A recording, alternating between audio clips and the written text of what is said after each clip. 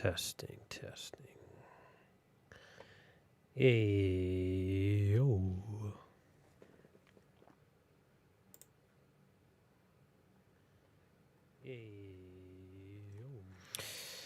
What up? What up?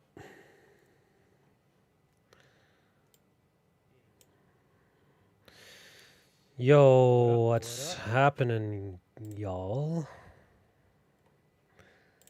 Sup, fam? Yo, what's happening? What's up, guys? Sup, welcome to another after hours edition of We Sam Safe. What's up, guys? What up, Steven? What up, Christian? What up, Madita? What's up, boys and girls? I'm doing good, my guy. How about you? What's up, boys and girls? Doing good. Looking forward to another chat with y'all. Went a little earlier this time, but I got my Red Bull, so we'll be all good. Chat with y'all. Went a little earlier this time, but I got my Red Bull, so we'll be all good. Is a hot dog a sandwich? Hell no, man. Come on. Let me just, I don't know why it's not showing up in the Discord. Let me just, whatever. I don't know why it's not showing up in the Discord. All right, let me just fix some things. All right, we good. How's it going, guys? How's your guys' day? All right, we good. How's it going, guys? How's your guys' day? Tips for SolidWorks. I mean, SolidWorks is probably the easiest one to learn. It's a very nice interface. Fusion's a little bit tougher, but I mean, SolidWorks is pretty. I don't know. Is probably very nice. Is the voice repeating again? Shit. Fusion's a little bit tougher, but I think I can fix that. Give me a sec. Is the voice repeating again? I think I can fix that. Fuck. Give me a sec. Is it still repeating? Is the voice repeating again? Fuck. Is it repeating? Still repeating?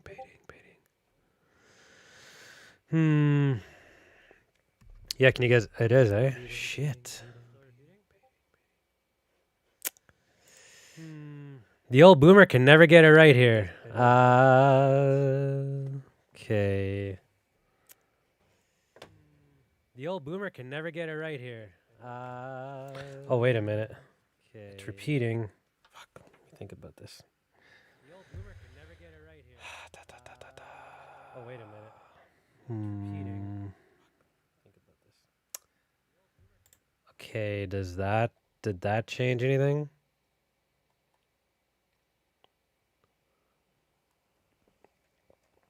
Let me know. Better? I don't know what's going on, but all right.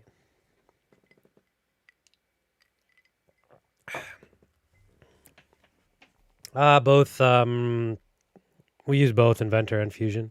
Oh, we don't. We use Fusion, but yeah, just pick one of those and learn it. It's really not it doesn't matter too much. They're all pretty similar to each other. David, so I'm not actually in the defense industry. Probably most aerospace. I don't know about most aerospace, but a lot of them are. Yeah, we're not quite in there. I'm not too sure about that side of things. It's interesting stuff, though.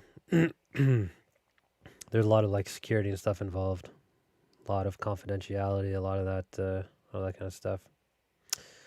Andres, thoughts on architecture?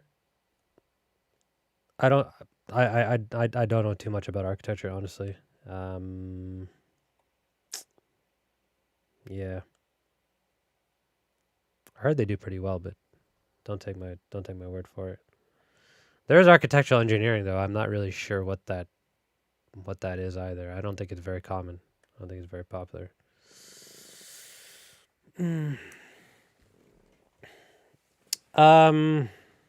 Yeah, what do I think about Elon's call to all engineers? It's kind of weird, right? Because well, hold on. So yeah, he's trying to get people to Texas.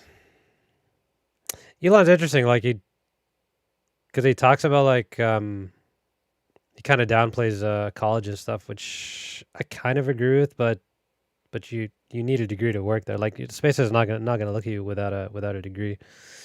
But I don't know. I would kind of hesitate before when someone says, "Yeah, just like quit and like move down here." No, don't do that. Get your degree and then figure it out. Did you meet a lot of veterans in my classes within your degree?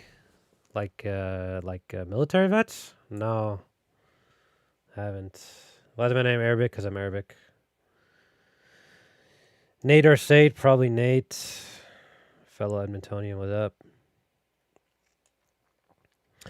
Describe what an aerospace. By the way, if you guys want to I'm always open to donations. Super chat. There's a super chat option there. If you really want me to see your comment, that's like the way to do it, and it helps me as well. So feel free to give me my first super chat, but it's up to y'all. So yeah, what's it like working at an aerospace startup? It's man, building something from the ground up is pretty cool, right? Like there's good and bad working with small companies. It's not as like organized and stuff, and there's that's probably the biggest disadvantage. But man, like I've worked for a big company, I've worked for a small company now. I like working for a smaller one. I think you learn a lot more. You guys can hear the audio all good. Got my new mic, man. I feel like a professional now.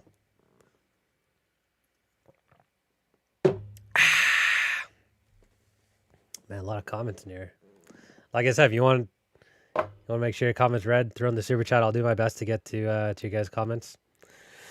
Is it easy to pay off 9K undergrad debt as a mechanical engineer? Yeah, it is. Yeah, you'll pay it off within a year. Go back to second degree. Could you give some examples of engineering projects you could do at home? Yeah, like I've done some before, not too many, but I mean I've made videos like you can buy an Arduino, you can build some stuff there. I'm probably gonna buy a 3D printer pretty soon. So yeah, stuff like that. Stuff like that's pretty basic, I think.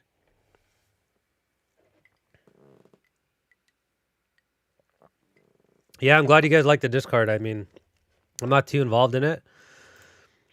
Just because I don't really know what I'm doing, but I always check in, and it's nice you guys have a little community.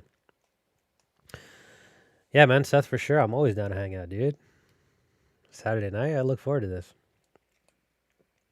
MEO engineer. What's MEO?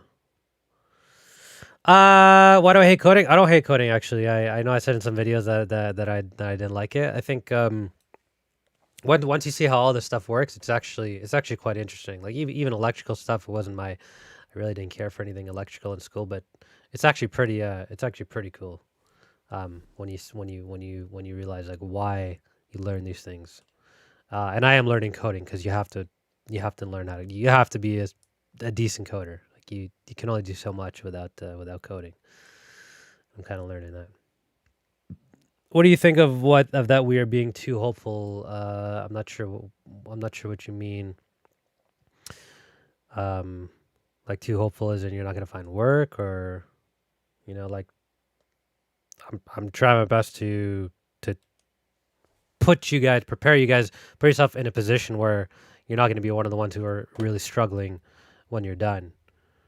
So, I don't know. I mean, I wouldn't stress too much as long as you kind of follow the guidance and the steps that I can give and that other engineers can give, and you should be all right. But yeah.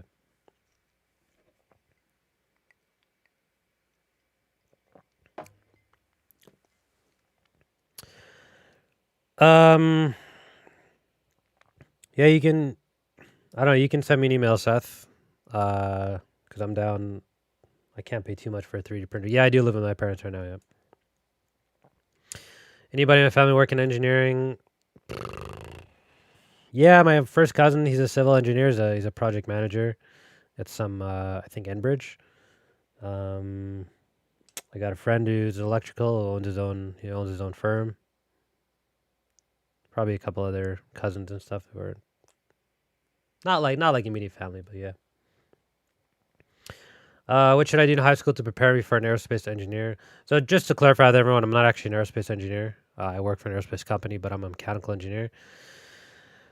If you want to kind of prepare yourself, you should like start learning a lot about the industry now and start trying to get some sort of hands-on, like whatever it is, whether it's like taking like doing some sort of machining class, uh, join some clubs. Really do just do a lot of homework. It's not it's less so about the coursework itself.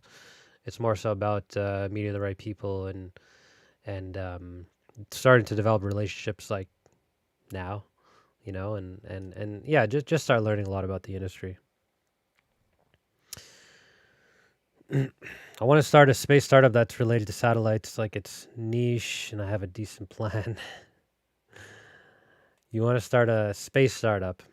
I don't know much about the business side, bro. Obviously, like funding is probably number one, and it's a that requires a lot of capital, right? That's something you're not going to see money for like years.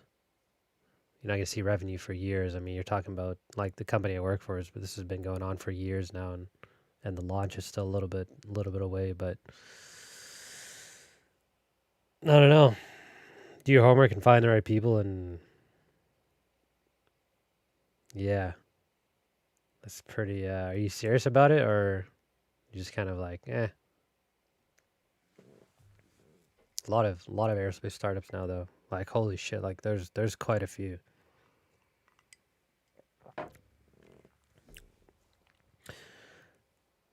Do I mind sharing my salary? I kind of do. Like, it's probably below what you guys think. Like, working for a startup, you get paid a little less, and I'm not.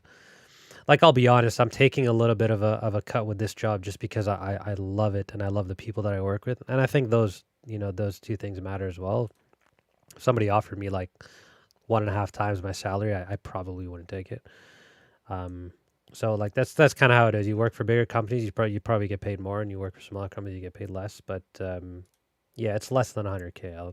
I'll say that it's less than 90K. In Canada, they pay a little bit less than they do in the States. Actually, they pay I think quite a bit less. But yeah. Do you think university? Ryan says, do you think university prestige and ranking matters? I don't think it matters too much. I think the thing with universities is as long as you go to one that has a co-op program and that has some like decent clubs, I think you're fine. Like I shared a comment the other day from someone and people were like, "Well, he's saying that you have to join a prestigious school." No, he's specifically saying that join one that has an internship program, right, and join one that has some engineering club. So it's probably has to be like a decent sized one. But aside from that, dude, like it really doesn't matter. We have people from we have fresh grads from all over, like working with us, mostly from U of A because we're in Edmonton. But I mean, we got a guy from Montreal, another guy from like Ontario, and so yeah, just pick one that has a co-op program and some clubs because yeah, those matter. Got a 47 on your dynamics test. Come on, my man. Dynamics, it's not an easy one. Would I want to work in San Francisco? I'd love to visit San Francisco. San Francisco is probably a bit too liberal for me, though. Yeah.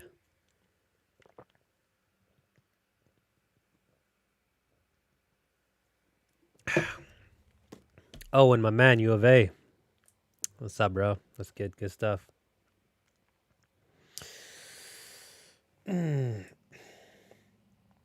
Can't decide between where was that? Can't decide between mechanical or electrical. Tend to major in mech engine, minor in mechatronics. Yeah, I mean, I probably lean towards electrical. Like if you're saying, oh, both are kind of equal for me, I like both, and trying to pick one, electrical probably. Electric, it's probably the toughest discipline, but I think it's probably the best one to be in right now. It's so versatile. It's definitely we're going in that direction where a lot of digital technology things are getting smaller and smaller, and it pays the best. But it's the toughest discipline for sure. But yeah, a little bit less competitive than mechanical as well. Oh, and man, thanks for the support.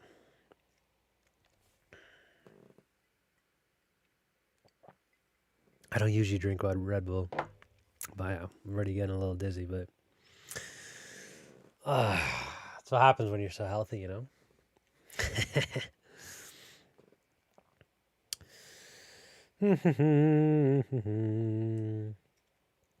Roberto, if I join clubs and organizations and become really involved, do you think that would be enough to gain experience with no being internship before graduating? Yeah, you definitely can. We have one of the guys that we just hired who I don't think he took any internships, but he was part of the Rocketry Club, and that's probably why we hired him. So yeah, if you haven't gotten internships, try and get one, and if you can't, or if it's kind of too late, if you're in clubs, I mean, that's a good thing.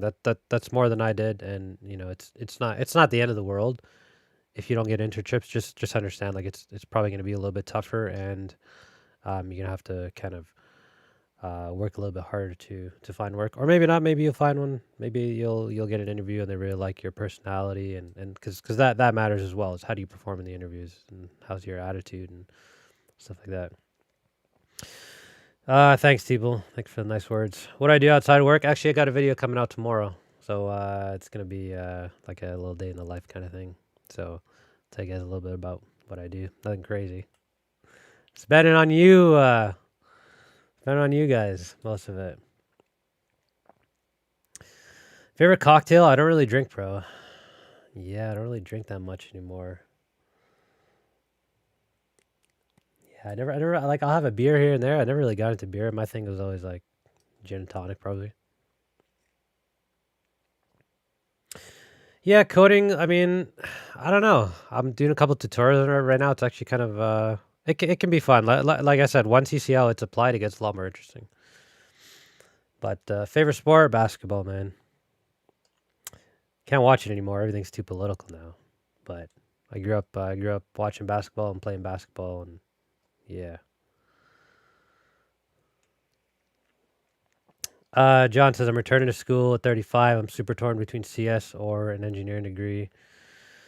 Should my age impact my decision? Hmm. Should your age impact your decision? Um, I I, I can't imagine that it would. Between either. So okay, so like with engineering, you're working with your hands a lot, and not to say that you're like a super old, but um, it's definitely easier to do engineering. I think to do it when you're a bit younger because you're traveling a little bit more, and you're kind of testing and stuff. Like I know as I kind of get older, I probably want to do this a bit more because there's some days where it's like it's pretty intense, it's pretty tiring.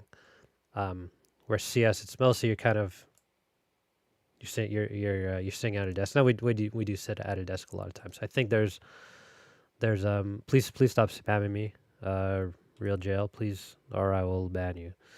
Um, so yeah, I think CS is probably more. It's definitely like where we're headed. It seems to be getting a bit more competitive, but yeah, I would say like if you don't mind I guess like the travel and the sort of labor part of engineering, because you're probably going to get your degree when you're 40. Um,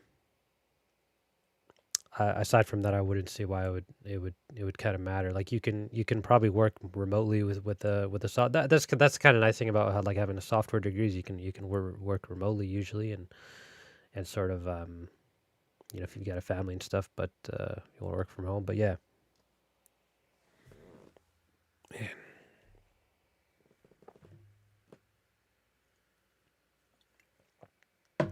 What coding languages? I mean, I've just probably either MATLAB or Python or C++ or C. I guess those are all a little bit different, but we use Python at our work. We use MATLAB as well. Python's probably I think it's the easiest to learn. I'm not I don't take my word for it, but I think that then they say it's the easiest one to start, and then yeah, and it's free, which is kind of nice. Have a good night, John. Thanks for checking in. Yeah, most places do use MATLAB. Python's becoming more accepted, but yeah, yeah, I'm from Canada. Canada. I'm good, David. Buddy, how's your day? Favorite anime? I'm not into anime, my man. Currently study engineering, product design, and want to work in aerospace. Should I go back 2 years to complete a mechanical BEng degree? So what's your discipline right now? Like product design? That's not a discipline, is it? Skills for a student going into civil. Sorry, give me a sec here.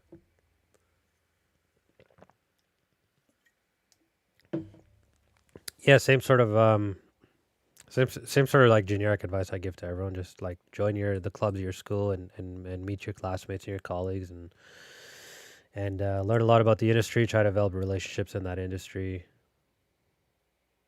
Get some work with your hands. Get some experience. Maybe work a construction job. Stuff like that. You said to get into aero eng, you need a mechanical course and then take niche courses. Do you think that's applicable to all education systems?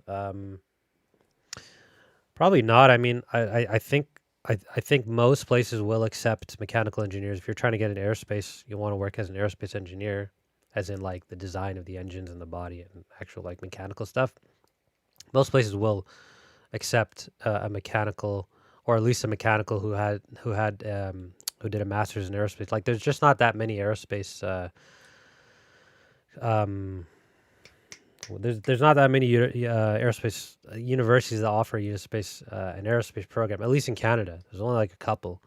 So yeah, there are quite a bit of mechanical engineers who act as aerospace engineers who have either specialized in aerospace or taken on, like gotten a master's in aerospace. Now there probably are some companies that do require like a PhD or a straight up aerospace degree, but for the most part, there are quite a few mechanicals in aerospace. Yeah.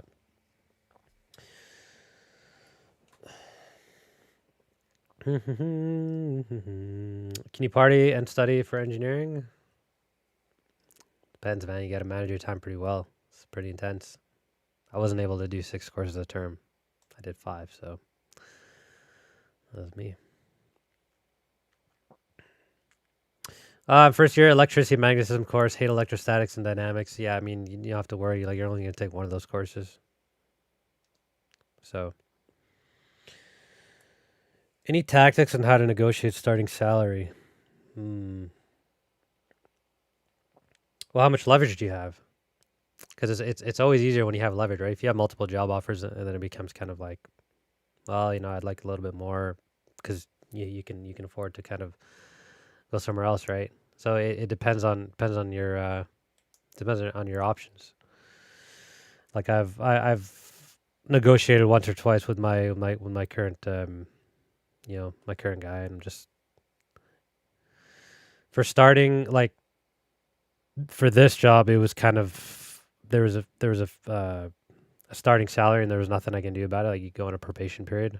That's some employers kind of do that, and you're like, and then after 3 months you can kind of negotiate. So you're not always able to negotiate off the bat, but if you are, just look at what the market's like. Look at what the average salary is, and just say that, hey, like, if they kind of lowball you, be like, I appreciate the offer. I have noticed that the average salary for starting engineers, is 70K. So I was hoping to get some a little bit in that range. You're just asking what is fair.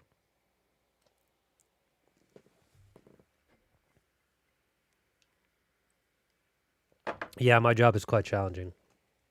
It's pretty intense. My way. Aye, cool. Graduated from U of A, bruh. Did you ever question you were in the right? Catherine says, "You ever question if you were in the right major?" Not really. I knew mechanical is what I wanted to do since I was in high school. So, yeah. Do I work weekends? I don't work full days weekends. I do like here's the thing, like my job is pretty sweet where we get paid to learn. So I do watch videos on like let's say actually I was thinking of sharing a video with you guys. There's a video on the X15 that Real Engineering put out. I watch it or like today. Cuz that's kind of stuff we do at work. So like yeah, we get paid to like watch sometimes to watch videos to learn about let's say these fighter jets and or hypersonic theories and like whatever. So if we consider that work, then yeah, and I do code in my free time. So yeah, I probably work a few hours over the weekend, and I check my emails and stuff. And sometimes the boss needs to be something done, but it's not really so bad. No, I'm not Moroccan, bro. I'm Lebanese. Do I have a project car? No, like some I work on my free time. Nah.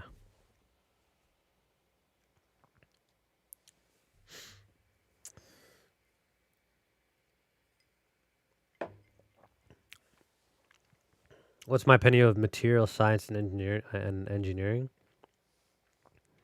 I don't know too much about material science to be honest. I'm always in the mindset you just get like one of the traditional disciplines and then you can niche down. I've never actually met a materials engineer. It seems quite rare. I'm sure that there are jobs in material engineer, but I'm always yeah, I'm always pushing like get a very wide well-known degree like mechanical and then you can get a master's in materials or specialize it in whatever. No, it's not liquor, man. It's Red Bull. Ah. Sugar free. Sugar. COVID hasn't really affected my job much. We work from home for the first couple of weeks, but yeah, I'm lucky, dude. We haven't missed a day of work, and we've been back at work for almost a year. I have no idea how some companies are not back to work. Like my cousin is a project manager, and he hasn't been back to work in a year. It's just it's a joke. But yeah, the most versatile engineering degree. I mean, like mechanical and electrical, probably electrical. Software, I guess you can say software. Those, like a CS degree is pretty nice to have. Like every industry needs coding. Every industry needs electrical systems. Yeah.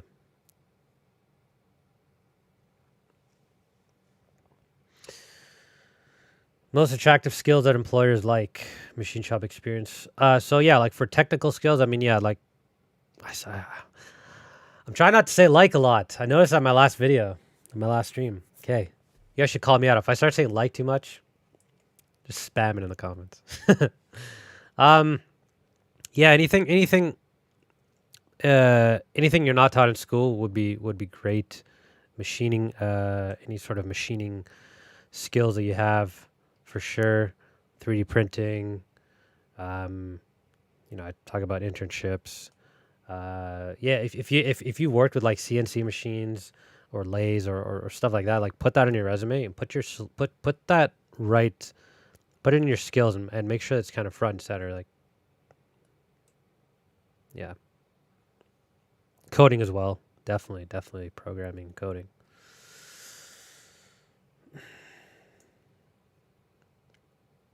Do I trust the vaccine? If you want to take the vaccine, take it. I'm not gonna take it, but there are people that should take it. It's like, yeah, I don't like how it's all it's being pushed on people that are healthy that have no reason to take it because it is an experimental thing. But moving on. One of my thoughts on biomedical. Yeah, I'm always like I said, I'm always of the mindset get a mechanical degree and specialize, or get a electrical. Like, there's just it's so niche, biomedical. Unless you know that's exactly what you want to do, and you know the right people. Um, by the way, no, I'm not anti-vax. I'm just saying, like, do your homework. Um, but yeah, like, unless you know exactly what industry you want to go into, you know the people in that industry. Take one of the broader disciplines and then specialize. Bro, please stop spamming me. Like, Daya, like I said, guys, if you really want me to, I'm doing my best to answer the questions, and I appreciate all you coming on. We got 100 viewers. If you really want me to see it and help me out, you can donate with a super chat. So, I don't know. Like, spamming your question, yeah. Is coding more popular than I think? Coding, like, it's coding. You have to learn how to code. Sardius, a lot. Thank you. Thank you for my hard work. Appreciate it, man. Thank you guys for tuning in. Yeah, no, it's all good, bro. Just, don't need to control V all the time. So many pre-meds get biomedical. Yeah. I'm not sure why that is, to be honest. Like, because medical, you need an undergrad degree to get in, right? But do you need an engineering degree? Like, that seems like a pretty torturous path. And I'm not sure what the benefit is. I'm sure that there's probably one. Maybe it helps you get into med a lot easier, but I don't know. But yeah, that is why, I guess that's why some people take biomedical is just to get into medical. Maybe technical background helps.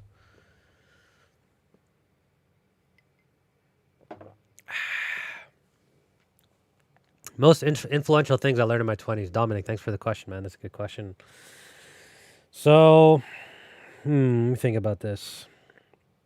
Okay, so be careful of the people that you hang around with. Number one, they have a big impact on your life. Number two, let's see. Try a bunch of things. I was pretty lost for a long time, even though I got into mechanical and I worked. I didn't like my first job, and then I went to playing poker and realized that probably wasn't for me eventually. And so, like, I've tried so many things before being like, yeah, this is actually what I want to do, and YouTube is actually pretty cool as well. Yeah, hang out with the right people. Don't be too worried. Like, if you're not sure what you're doing. Like, I'm in my 30s now. I'm just kind of learning, like, what I want to do. Be careful who you hang out with. Take care of your health. Appreciate what you have. Yeah. Those would be some things off the top of my head.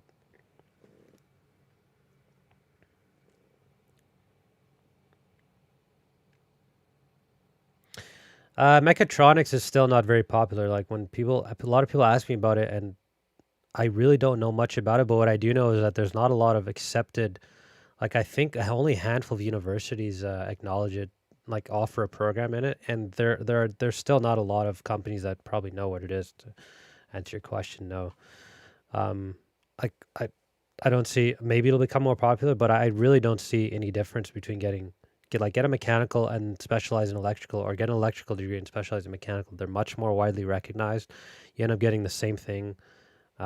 Just do that. This is my favorite poker player. I haven't watched, actually, I was just watching some high stakes poker, but back in the day, I don't know, there's so many. There's so many from back in the day. Sfandiari, Tom Dwan. Yeah, I like guys with personality.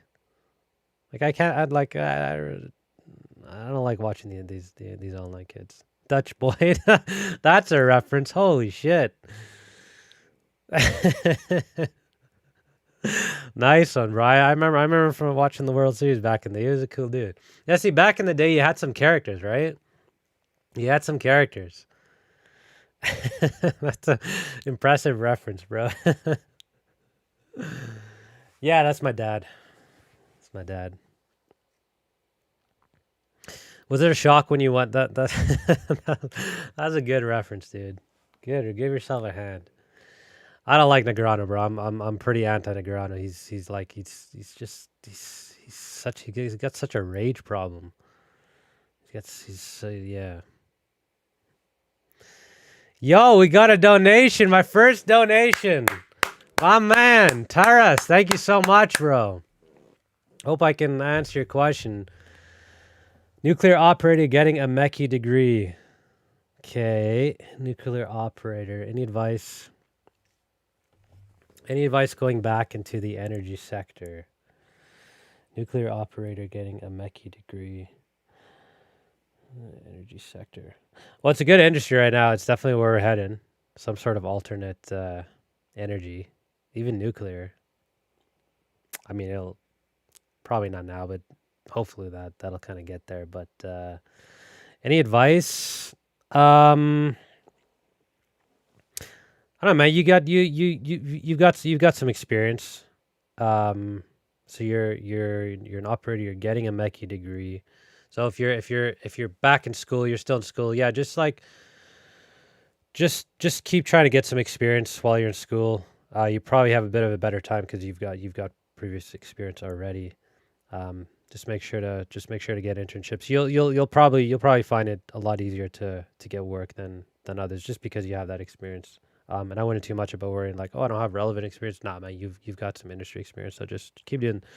Like the advice that I give to everyone is the same. Just get internships and meet the right people and join clubs and all that stuff. But yeah, rolling deep. No, I yeah, ball. No, I appreciate it, bro. Appreciate it. Put that towards a 3D printer. Congrats, Mohammed got his first civil internship. My man. That's awesome. I didn't actually get an internship. Yeah. So I did it. I all the advice that I'm giving you guys, I did none of that. So yeah, that's why I kind of preach it because I know how tough it was for me.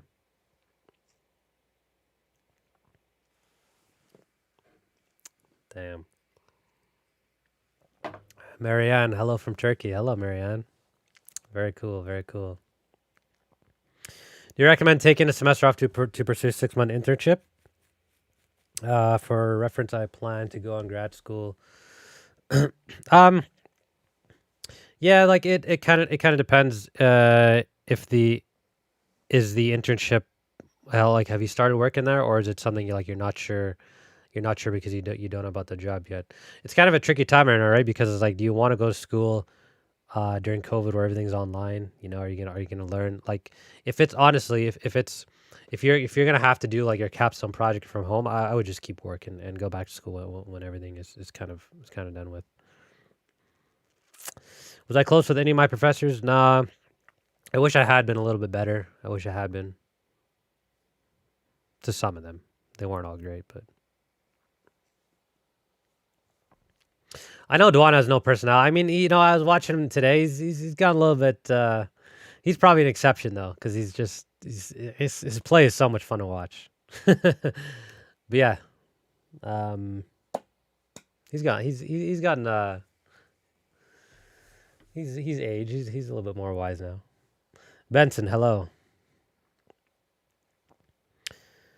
Do you think production / industrial engineering have scope?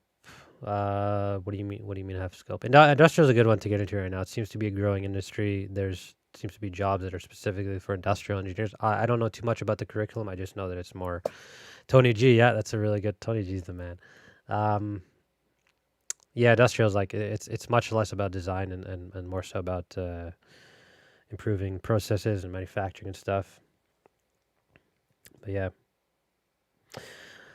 I should stream video games. Yeah, I'm still trying to get everything set up here. I got a new mic. Probably get a new camera, and yeah, I'll do that for sure. What languages do you recommend for CE? Like I said, yeah, MATLAB, Python, C++. I think C's. I just know the ones that the guys at my work talk about, and really like the ones that are the most common in industry be MATLAB and C++, and Python's getting there, but yeah. Damn, lot of poker guys in here. Pretty cool. What made me quit the poker life? I was kind of forced out of it.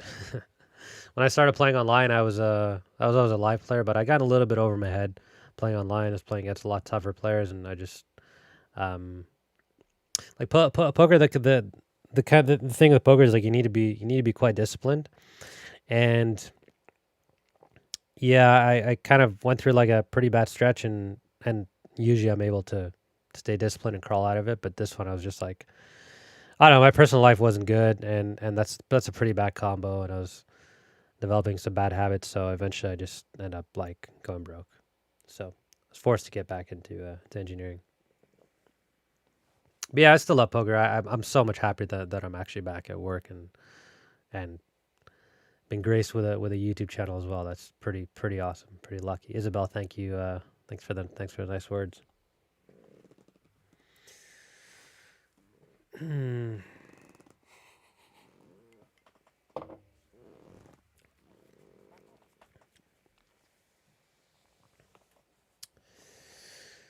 Uh, do you use numerical methods for ODEs and or PDEs?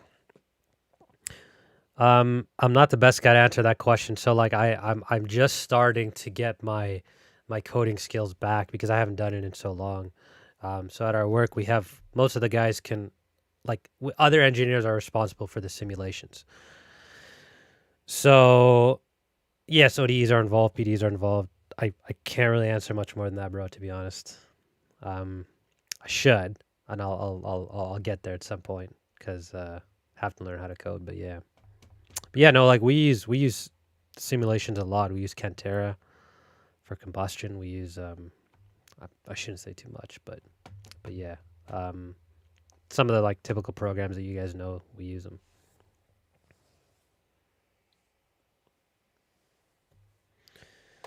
And sunrise. No, I don't really play anymore. Um, home game once in a while, but not lately.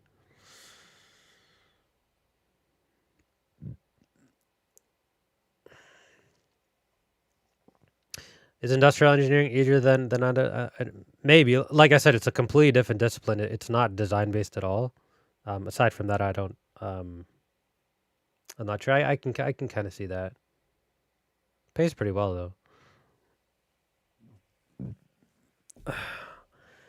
Alforila, how do you say that? Froilan. Hello from Edmonton. What's up, bro? Fellow Edmontonian. Very cool. Opinion on non-paid internships. Obviously, if you can get a paid one, that would be nice. I'm not opposed to getting a non-paid one, especially if that's all that you got. Because what, and my friend was telling me this the other day, and what they'll kind of do is like he'll bring on workers. He's electrical. He's got his own firm, and sometimes they will get people that don't they don't pay, but they become such an asset to them that they want to retain them, and then they'll pay them, and they'll pay them pretty well. So if you don't have experience and that's your only choice, then yeah, I'm 100% for it. It's not ideal, but I mean, you gotta do what you gotta do.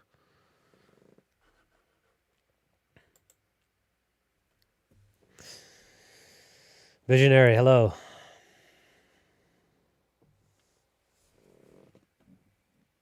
Oh, pardon me. What are my thoughts about SpaceX? I mean, how can you not like what they're doing? Love what they're doing. They're so good for our industry. They're so good for aerospace. Like he's I should say, he's got a team, but you know, they've created a resurgence in aerospace. I mean, it's incredible. So every time they do good, we do good. Like it's awesome, man. It's awesome. It's yeah, amazing industry, aerospace.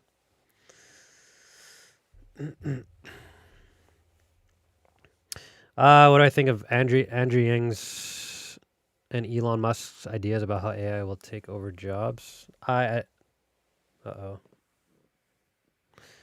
I didn't hear what they said. I don't know how automated, like engineer is kind of one of those. I don't see it be, becoming automated anytime soon. Like you still have to. There's a lot of creativity involved with engineering, right? And I don't see how that kind of stuff can be automated very easily. So I'm not too concerned with like automation replacing engineers, but yeah.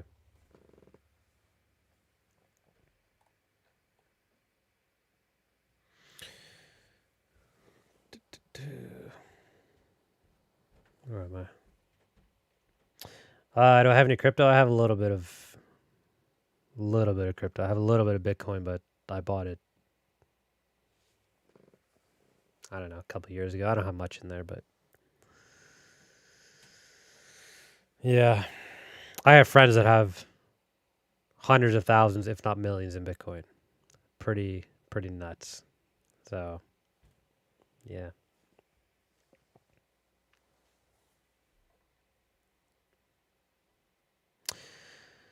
Any videos you guys wanna watch or anything? Any suggestions? Let me know. I'm happy to keep answering questions. But if you guys wanna if you saw a video that you want me to react to or whatever, cool. Do I use product in my hair? This is all natural, baby.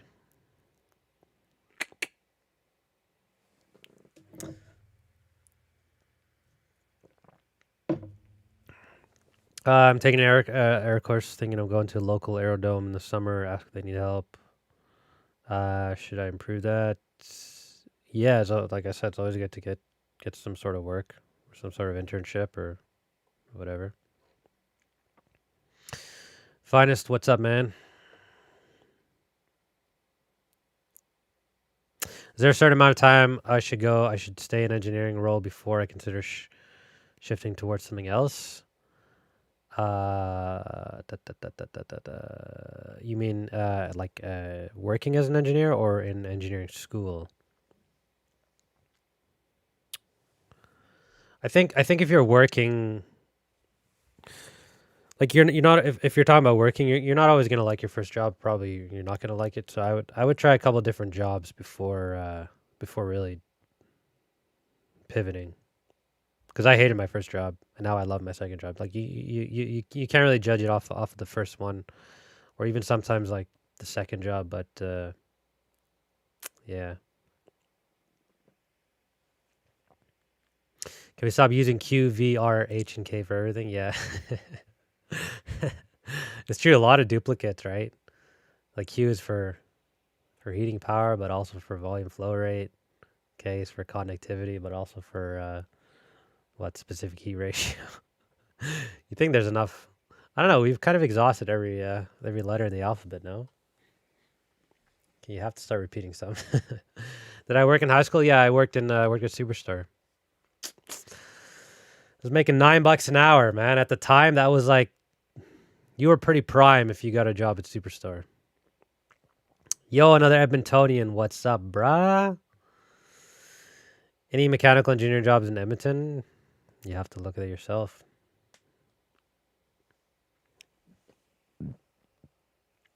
What do I think of MIT? What is it worth going there? So MIT gets a lot of praise, but it's not. It's not. It's not. So this is what I know. It's not. It's not so much that the program is so great. It's more so like what the graduates from there have done. Again, like on these prestigious schools, like to me, you're better off saving a lot of money and going to a school that's less prestigious, but still has two things, right? Still has an internship program or a co-op program, and it's got decent like clubs. So it's yeah. That's what I'd say. I don't see going to MIT like the opportunity cost versus the like whatever, you know what I mean. So yeah. You don't have to go to MIT to get a a good job. Really, it really comes down to work experience. Like your employers are going to look when they're looking for candidates. They're going to look for the one with the experience, not necessarily the one with the best GPA or the best school.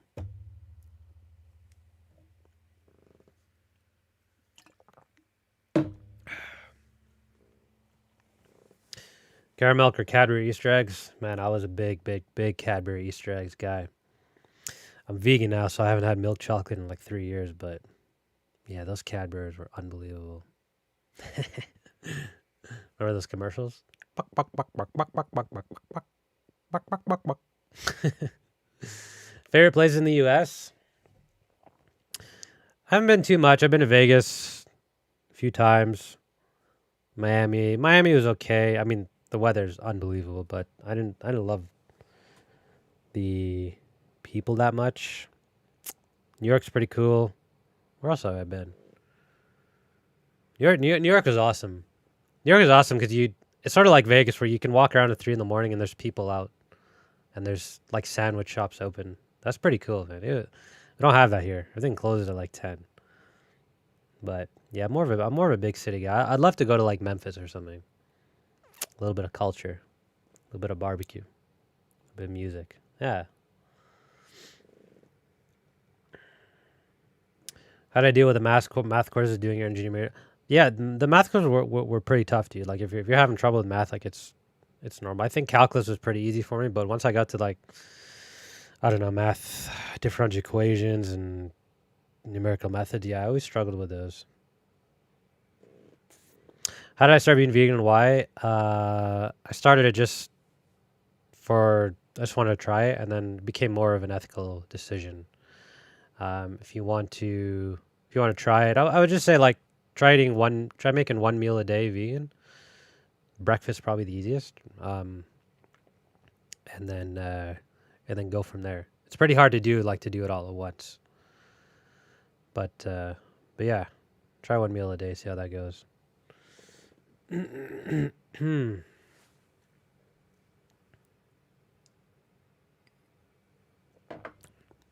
don't think you can work as a software engineer with a mechanical degree. Well, it depends. Like, I hate saying it depends. It's typical engineering answer, but I think engineering affords you a lot of opportunities, right? So, if you're, I don't want to say if you're skilled enough, you can, but if you've taken enough, like if you have a mechanical degree and you take a lot of coding courses, you'd have to have a lot of experience in coding to go into it. It's kind of that simple. Would you be able to get it right out of school? No. You'd probably have to work in whatever industry for a while and really develop those skills. But yeah, it'd be kind of challenging. I graduated in 2013. I did not take any graduate courses. No, that's not true. I think I took CFD. I think that was it. Maybe another one. I'm not sure. Yeah. Well, I guess everyone knows I live in Edmonton, so I live in Edmonton. That's cool. None of y'all are gonna stalk me. Give me an example of how networking has worked out for you and how it happened. It's just like if you're in school, like school is the best to network in because you got so many classmates there, you have your professors. Like when I say networking, I mean it's a lot of it's just from friends. Like so I have a buddy who's an electrical and I ask him a lot of questions. He's got his own firm. My cousin's, he's a civil. I know people. For example, I've played poker with people who are engineers, and I've kind of just gotten their email, gotten their contact info. So like, I'll hit them up once in a while if I was when I was looking for work or just ask some questions and stuff.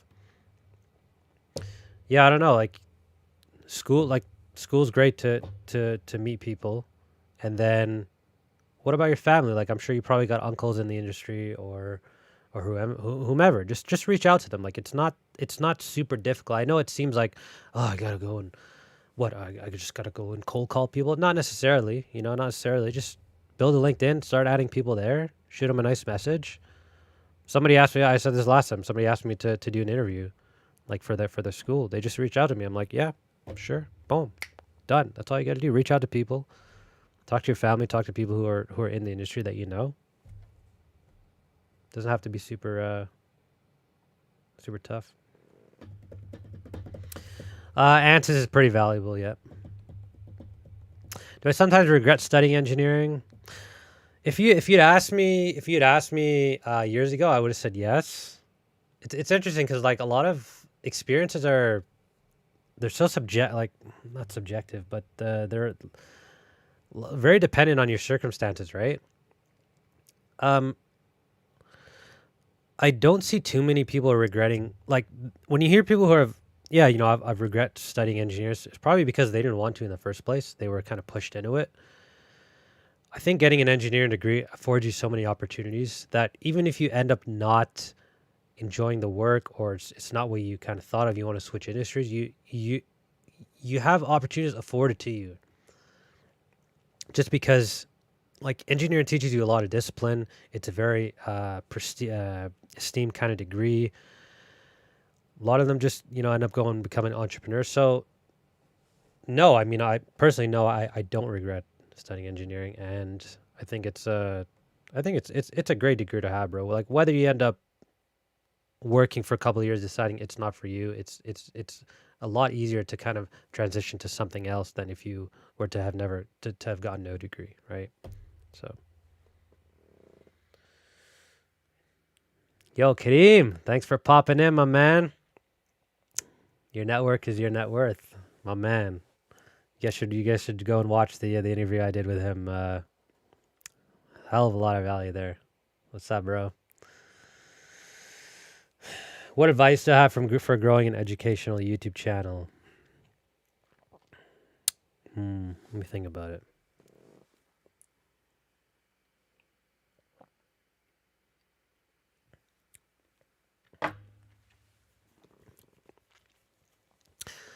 What advice would I have for? There's so many out there, right?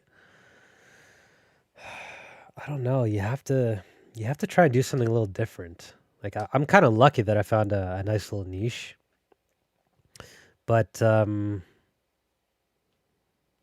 know. Let me think about that and get back to you. Okay, I'll get back to you there, my man. Mark Roper. Appreciate it, bro.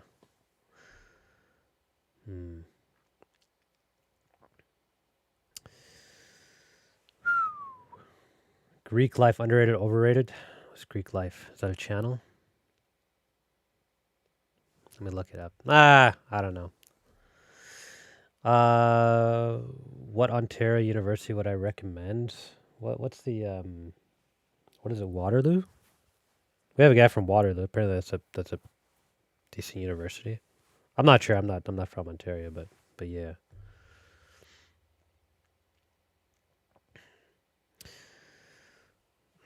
Got a super chat, Jonathan Ryu, my man. Appreciate it, brother. Appreciate it, man. Very, very sweet.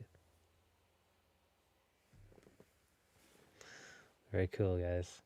Let me get back to that question. How to grow an educational channel? Like, well, first of all, you just have to start. Thumbnails are super important for any channel. Just start putting out videos, and whichever, like, probably one is going to pop off more than the other ones, and just start doing subjects around that area, right? That's kind of my generic advice. Like I had taught dozens of videos that were not engineering related, and people only cared about the engineering one. So eventually I just started, okay, we keep doing that one because that's what people care about. So I don't know. I'm trying not to give like a vague answer, but yeah, you just got to start. Make sure your thumbnails are good. Get good equipment. get good sound and stuff. And yeah, you'll get there. Your editing skills and stuff that'll come. But yeah. I think we got a 12K scholarship to Carleton. Man, if you got a scholarship, go. I think Carleton's a recognized university. Yeah, don't stress too much, dude. Like I said, as long as the school has some clubs you can join, and it's got a co-op program, like you should be all right. Yeah, take that internship, dude. Oh, Jonathan says he went to Carleton, and okay. Yeah, we got a guy from Waterloo. I don't know. Yeah, maybe I shouldn't. Maybe I should say you got like do a little bit of research. Maybe listen to people that have went there, but I don't know. I would figure if it's a renowned university, just go to it. But I guess 12K is not. Yeah. Anyway, is the master's worth it? If you know what you want to do, I think it is. If it's necessary for your industry, otherwise, I try to start working as quickly as possible. Is it harder than usual to get a job in this market? Yeah, it is. I think things are coming back slowly, but yeah, it's like engineering. Usually, it does get hit pretty hard, just because it's a lot of times they're not the like you can afford to let engineers grow because the revenue is not going to come for like years down the road, and you're talking about projects and stuff. So and they got decent salaries, so that's why like engineering you can get hit pretty hard. Depends on what industry you're in, but yeah, it is a bit tougher. But you just got to. I hate to say you got to try hard because you probably tried pretty hard, but just reach out to people, do it, and just start cold calling people. Like, yeah, I mean we're one of these companies that are hiring a lot. I shouldn't say a lot, but so there are companies that are still out there looking for workers. And you just get paid well, yes sir.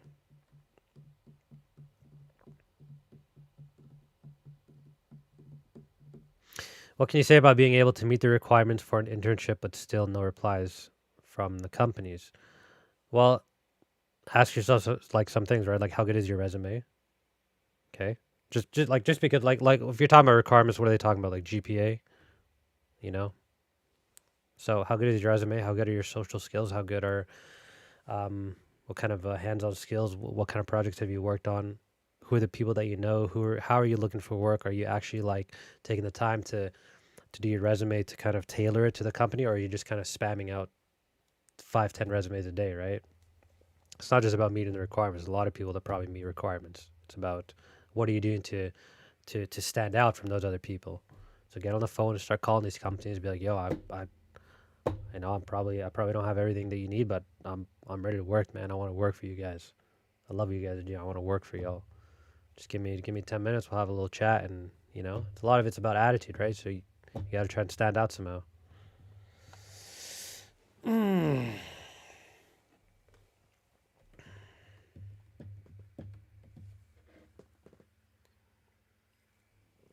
2 minutes, guys. I'm gonna take a leak and be right back.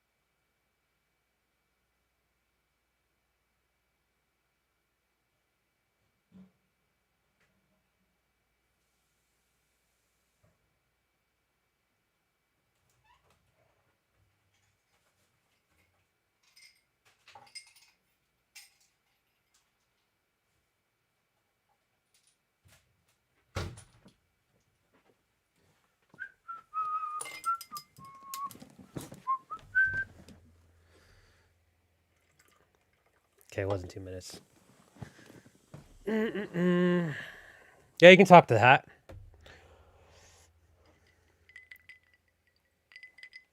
So, what's it like being a hat? It's good, man. It's good.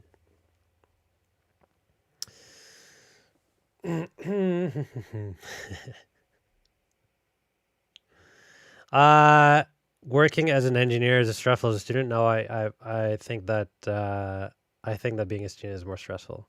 Now, engineering is stressful. Like it's a different kind of stress, right? Because you're so usually like with engineering, kind of when you get home, you're home, right? It's not like school where you're always taking stuff home with you. But there's quite a bit of stress that comes with my job during like what I'm working. The nice thing about working is like you get your weekends off and you get your evenings off, where you don't really have that with school.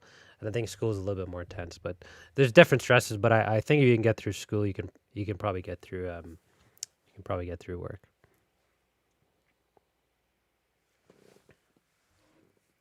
I'm not really a hat person, to be honest. It looks better on him than it does me.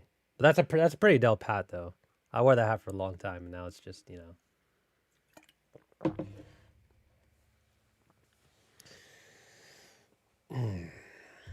this is fun, guys. Thanks for tuning in. 65 minutes.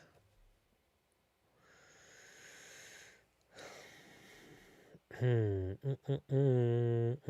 have bachelor's in mechanical and I want to learn CS because my goal is to be a tech entrepreneur. Cool. Should I just take a 2-year CS diploma or CS? Oh, you got your bachelor's in mechanical diploma or 4 years. God, why does my sorry guys, I don't know why the thing keeps kind of like that. Probably 2-year diploma. Yeah, you probably have a little bit of background with programming. I don't know if you need to know like 4 years, like it's an extra 2 years of work, right? If you can, I think 2 years is plenty. Yeah.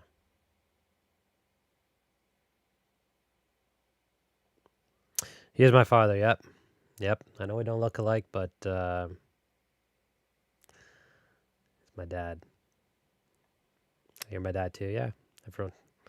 All right. All right.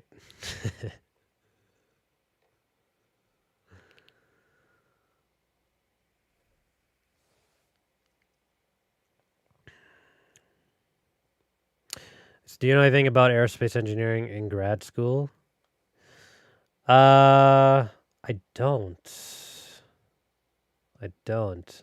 So two of our engineers are mechanicals that got their masters in aerospace.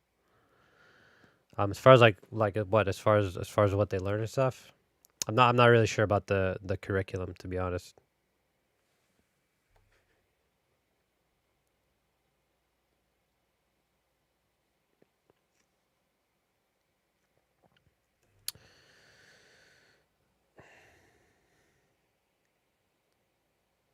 Yeah, get a master's. Yeah, I guess I'm not sure how that can you like can you get a master's in CS once you have a an engineering degree? That would be the probably the best route. Yeah. But I'm not quite sure how all that works. Like, what do you need to qualify for like a master's in CS or whatever? There was a question I was wanted to get to here. What do you recommend for a high school student thinking about getting an engineering degree? What are the things to know if it's the wrong path? Yeah, I'm always big on just is it do you have an interest in it? Do you have an interest in how things work? Do you like math and physics? I think that's probably the number one thing. And are you kind of like good at it? I feel like you have to have a bit of a knack for these things. No, not that's not to say that grades are everything, because they're not. But university is pretty intense. Um, and yeah, you have to. I don't know. Like I like engineering because I'm not the person who's gonna say, "Yo, just go and do what you love, and you'll never work a day." Like that's bullshit. Yeah, there has to be a market for what you want to do, right? For what you do, and I think that's the good thing about engineering is like you don't have to worry too much if like, oh, I like it, but I don't know, is it right for me? Is there going to be work like this? There's always going to be opportunities as long as you pick one of the the broad disciplines. Like you should be all right. But yeah, just ask yourself like, are you genuinely interested in how things work, and do you like working with people? You like working in teams? You like, leadership skills you can develop, and because I'm not a natural leader, but those kind of things you can work on. But um, yeah, just ask yourself those questions. Does taking extra math courses help in master's or PhD for a research-based career? Do you ever? So I don't know. Helping. Yeah, I'm not too experienced in the PhD side of things. Do you ever need to know? Do you ever need to use more math than what you were taught at university? No, no, you don't. No, it's sufficient. I don't know what the job rate for engineering is. I've heard it's pretty high. So yeah, like that's part of the reason why it's high is because people look at it like, hey, a 4-year degree, that's pretty prestigious, but it's a hell of a lot of work if you're not really interested in it, then yeah, don't go into it. But like don't be too put off by the high dropper rate. You're just kind of weed that like they just weed out people that I guess you know didn't didn't know what they were doing when they kind of got into it. But it is tough though. Like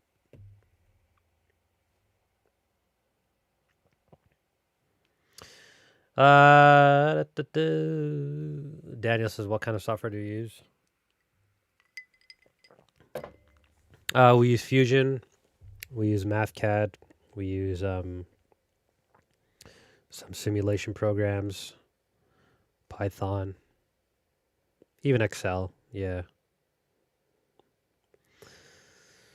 That's a mechanical engineering major and aerospace minor. Yep, that's a good one. Mechatronics. Yeah, I've talked about mechatronics. Just just pick one of the broader disciplines and specialize. Pick electrical and specialize in mechanical, or vice versa. Mechatronics is still not very recognized, and it's like kind of like taking. I think it's you're just taking two, like half of one discipline and half of the other. That doesn't seem like I, I don't know. I'm not sold on it. I think you should stick with one of the broader disciplines.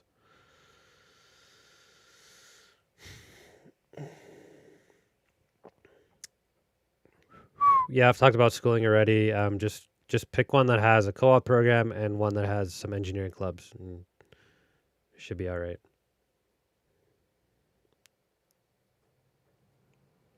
What specific area in the broader sphere of mechanical engineering did you like the least? Yeah, probably the electrical stuff, probably controls and like electricity and magnetism. Yeah, yeah, electrical does have programming. Um, yeah, maybe not like too much. I was asking my friend this the other day. It has a little bit more than like the other disciplines, but you can always like just take a bunch of like CS courses for your electives. A lot of electricals do go on to work as in software. That's why I like electrical. It's pretty broad, and you can work in software. You can't necessarily work in software if you're one of the other ones, but I think electricals is there's an easier path doing electrical.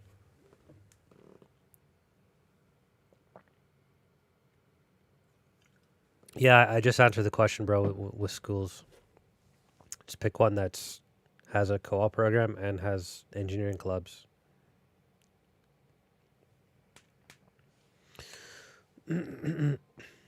Wow, so EE, you've already learned Python, MATLAB, and C. Wow, that's something. You're taking three different languages.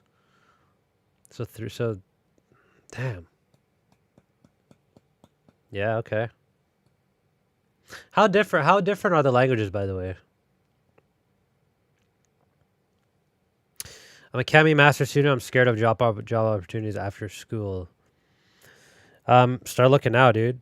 I mean, have you gotten any internships? Have you developed relationships with people in your industry? Like, it's don't rely like yeah, don't expect to just hey, I've got my degree, I'm gonna find work. I mean, I've talked about it at length on this channel. Like, you have to be proactive.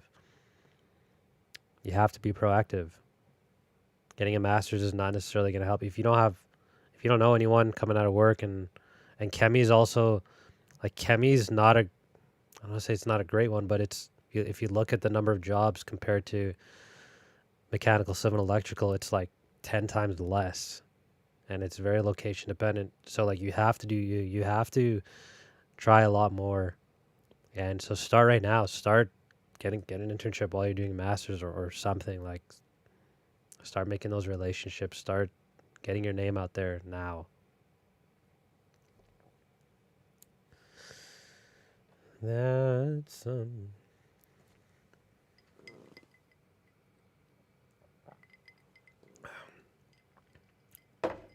this Red Bull's making me dizzy. Stop it.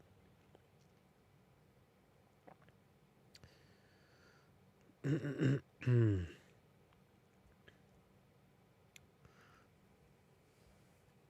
want to work on big power.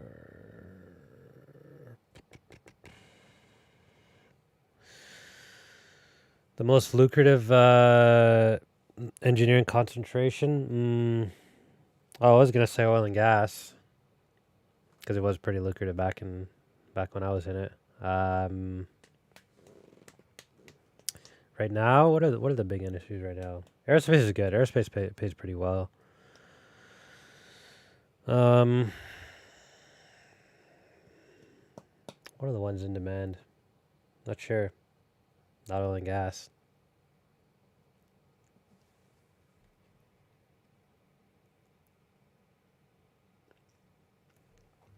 I haven't actually met any industrial engineers. Seems like a fine degree. Seems like a growing one. Pretty growing. Optical engineering is lucrative. Optical engineering. Okay. Interesting.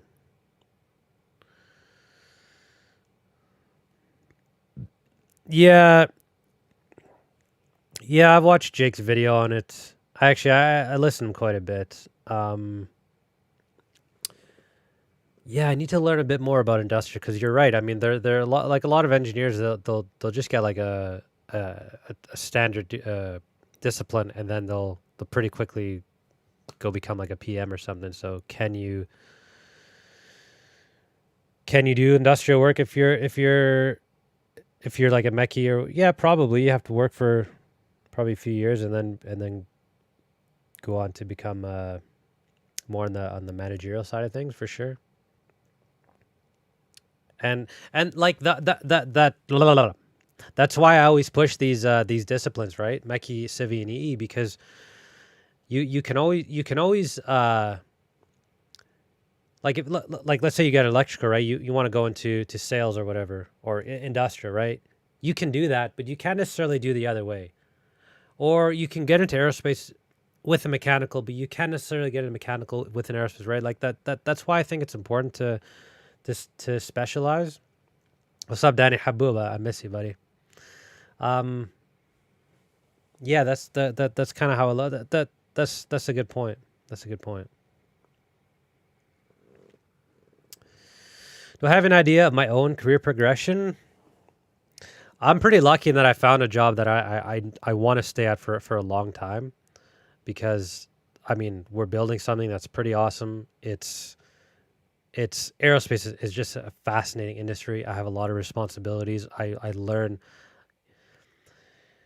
grow so much as an engineer, and like that's probably the best part, is like when you have a job where you just get to learn a shit ton every day, and you have new responsibilities every day. Like that's kind of what's nice. So as far as my career progression, I see myself staying here for a long time, and just building the YouTube channel kind of on the side. But yeah, probably get my PN just at some point.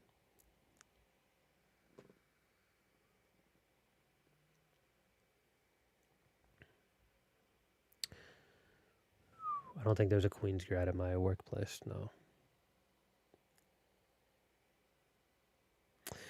Yeah, like I said, aerospace minor or major. Yeah, like the people that work with us are all aerospace minors, so they're mechanical and the aerospace minor is very common.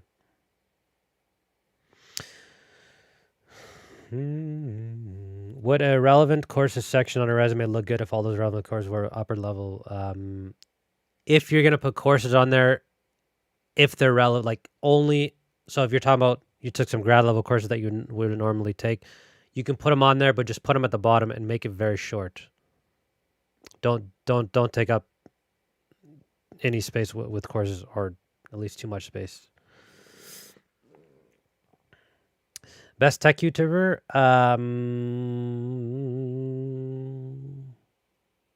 don't know. I don't follow too much tech.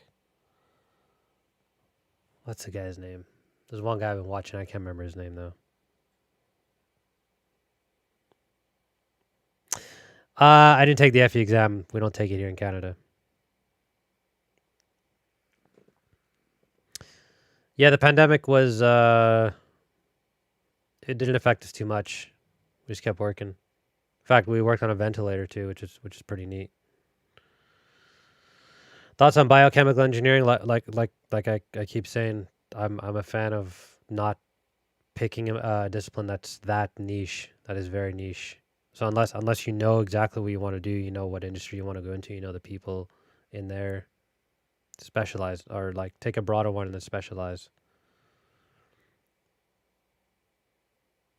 Unless you're very certain about it, because there's not as many opportunities in biochemical as, let's say, mechanical.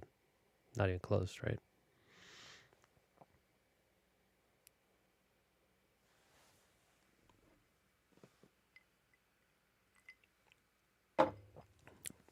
No, I don't know. I don't know anything about power plant engineering as an elective. But I would say with electives, you like one thing that I think I did wrong is I took like a bunch of different electives that weren't very it's kind of all over the place. Try and pick some that are all related to each other, right? So if you wanna do, let's say, more on the programming side, take a bunch of coding electives. If you want to do aerospace, take a bunch of aerodynamic courses, right? Um, yeah. If you want to go to biomedical, do electrical. Electrical, then specialize. Yeah. All right.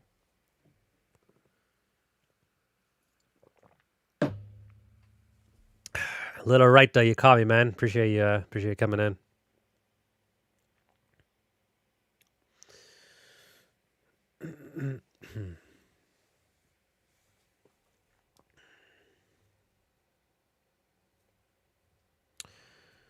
Electives are just options, right?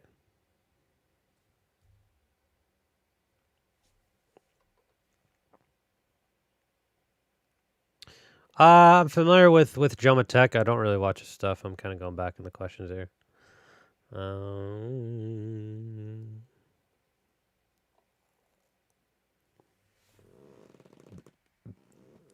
Yeah, this mic's pretty dope.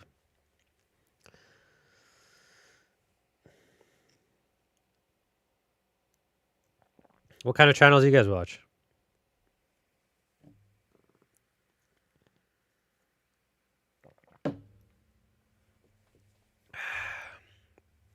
New vid coming tomorrow, yes sir.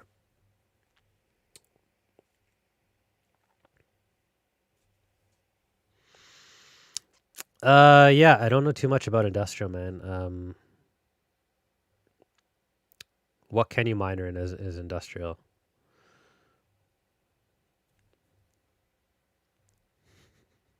Johnny Sins TV. Yeah, I don't mind Johnny. Hey, Josh Fluke. Yeah, Josh Fluke's my man. I like him. I was watching his live stream today. I really like him. Yep. He's been around. He's got a lot of knowledge, and I do like him. Yeah.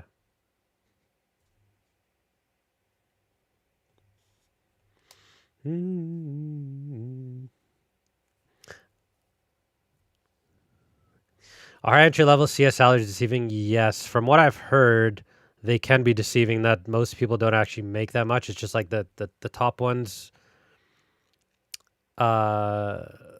Yeah. Anyway, I have heard that they're deceiving from a lot of people left me comments on my Matchan video that say exactly that. So yeah, I'm just drinking Red Bull, bro. In fact, I'm probably gonna stop because it's making me dizzy. Just water right now. Hardest math class I took probably differential equations.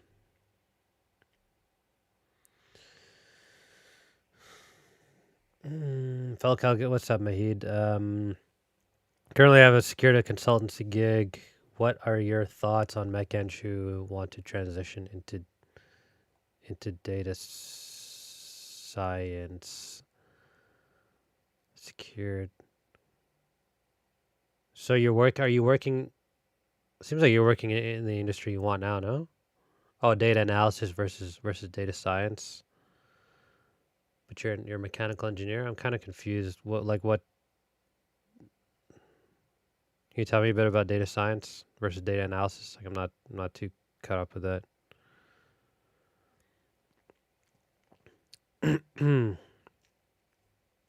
Did I work any personal products? No, I didn't honestly. Like I kind of got lucky in my interviews. Um,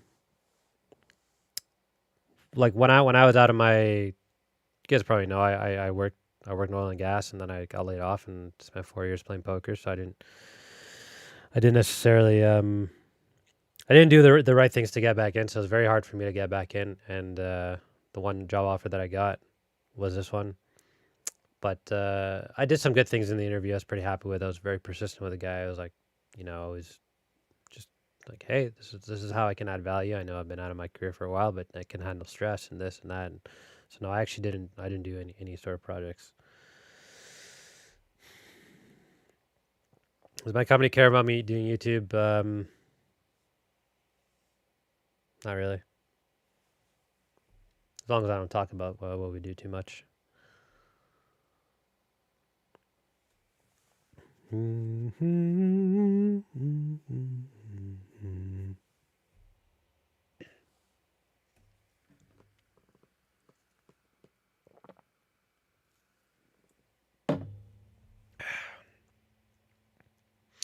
What summer job would I recommend for an engineering student?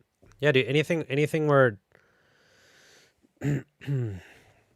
depending on your field, I guess. But let's say you're in civil, go get a job in construction, right? If you're mechanical, go and work at an auto shop, something like that. Something where you're actually working with equipment. It helps. It helps a lot, for sure.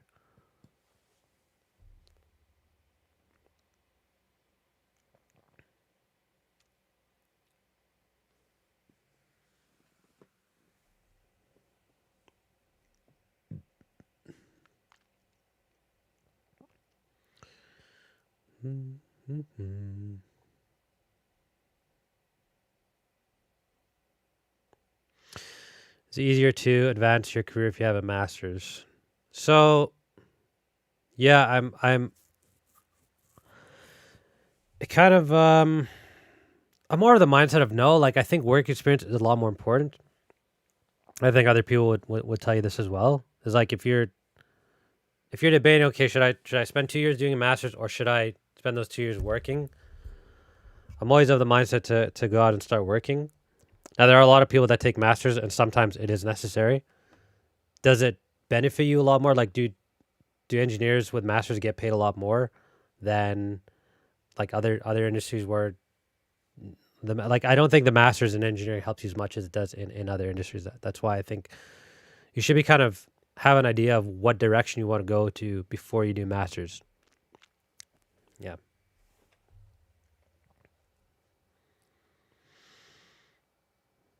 Do I envision myself transitioning to the research / theoretical physics or quantum computing? Nah, I love aerospace, man.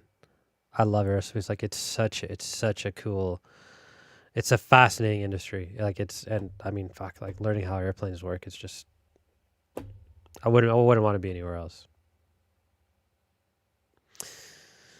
90 minutes is nothing, bro. I'm good. You guys want to watch a video? If you guys want, we can keep doing questions. But if you want to watch, I'm just fascinated with like I love Real Engineering, and he put out a video recently, and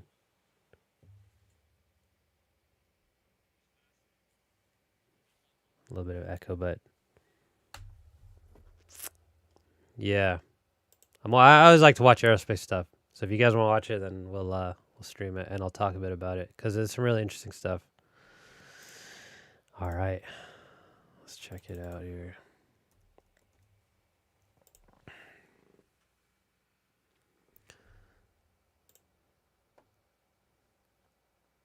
And I'll still answer questions and stuff, and I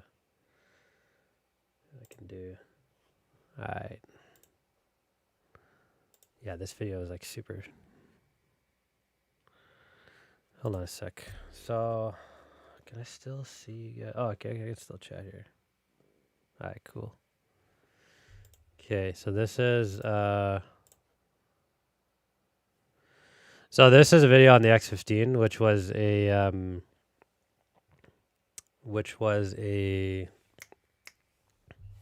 hold on, I don't want to hear myself.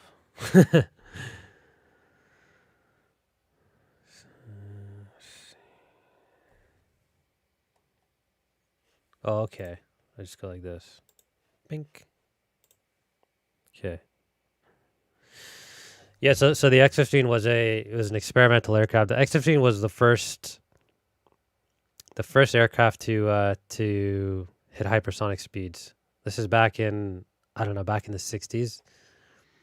And it holds the record for the fastest aircraft ever. I think it hit Mach like 6.7 or something. So it's pretty insane. But can you guys is the volume okay for this? Yeah, if you're interested in aerospace, check out this video. It's 30 minutes long. It's incredible, but yeah. The volume good, you guys?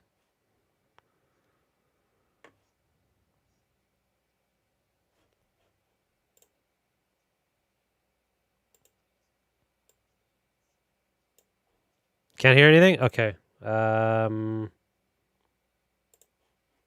New aircraft capable of reaching the edge of space, hear anything? pushing the boundaries of human understanding. We'll watch a bit and then stands out during the ascent of the space race. Can you hear it? Was the X-15, a plane designed to be the first to break into the hypersonic regime and climb past the Kármán line, 100 kilometers above the Earth's surface. A little louder? and break Okay. into space. The plane would help NASA develop the materials needed to survive the intense heat of re-entry. Is that better? The structures needed to ensure stability and control. Yeah, so the X-15.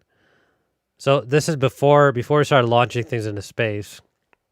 We needed to do some research into how to handle basically, well, a lot of things, the aerodynamics, the intense heating upon re-entry. And so the whole purpose of the X-15 was to develop that kind of research, right? So regime and the development of control mechanisms for the vacuum of space, while providing the impetus to develop several new technologies required to allow humans to survive the vacuum of space, like the first of its kind, fully pressurized spacesuit. This was the world's first space plane. The plane laid the groundwork for both the Apollo program, the Space Shuttle, and the SR-71. To this day, the plane holds the record for the fastest ever crewed flight with a top speed of 6.7 Mach, leaving even the SR-71 in the dust as this it's incredible how these powered through to the edge of space. These fighter jets were all designed in the This is 60s and 70s. Like of the it's X-15. unbelievable. It's unbelievable. When the X-15 was first proposed in the mechanical engineer, 1950s, no other aircraft came even close to its proposed capabilities in both max altitude and max speed. The closest any previous plane came was the X-2, which topped out at a max speed of Mach 3.2, less than half of the eventual record the X-15 would achieve. So just so you guys know, there's like when they talk about Mach, no, I don't work for NASA. Mach numbers are they're related to the speed of sound, right? So Mach 1 is basically you hit the speed of sound. And the reason why the speed of sound is significant is because a lot of the dynamics change after, like, once you cross the sound barrier. You have to design the vehicle completely different from like a commercial aircraft, right? Which is kind of large and blunt. Supersonics, they need to be slick, because you got to deal with shock waves and you got to deal with more drag and all sorts of stuff. And then hypersonics are Mach 5 and higher. So 5 times the speed of sound and higher. And once you get like the dynamics of hypersonics are even more different than the supersonic dynamics. So yeah. They've never, like, Mach 5 be around right around here. And up to that point, they actually achieved Mach 4. They went Mach 4 that fast, eh? In back then, that's pretty sick. Take a couple questions, but Chris, man, thanks for the kind words. Would you say that you use a lot of knowledge of control systems? A little bit. The X-15 wasn't a step forward in capabilities. It was a tremendous leap that would require the best minds in NASA, or the NACA as it was called then. The first step on this road to the record 6.7 Mach was developing an engine capable of powering such an aircraft. So you guys see what they do? So they so this, I don't know. Do you guys want me to keep pausing talking, or do you want me to watch it? But anyway, they strap this guy to like a carrier to get it up to, a decent speed so they can save fuel, and then they release it. Once this is going fast enough. And for this, the designers had to turn to rocket propulsion. Even the advanced hybrid engines of the yet-to-be-developed SR-71 couldn't push into the hypersonic regime, and no air-breathing engine would be able to function at the altitudes the X-15 was targeting. The engineers knew the engine they required would need to produce around 240 kilonewtons of thrust at sea level, with an ability to vary thrust output, while fitting into the narrow body of the plane. This powerful engine did not exist, and developing it would prove to be one of the greatest challenges facing the X-15. The first problem to solve was this variable thrust output, which was desired to give pilots more control over the aircraft and allow for testing at various speeds. Blasting straight into the hypersonic regime without extensive testing at lower speeds would have proved disastrous, as the difficulties of frictional heating were yet to be solved. Older engines like those of the Bell X-1, the first plane to break the sound barrier, achieved variable power output by simply selectively igniting 4 separate combustion chambers.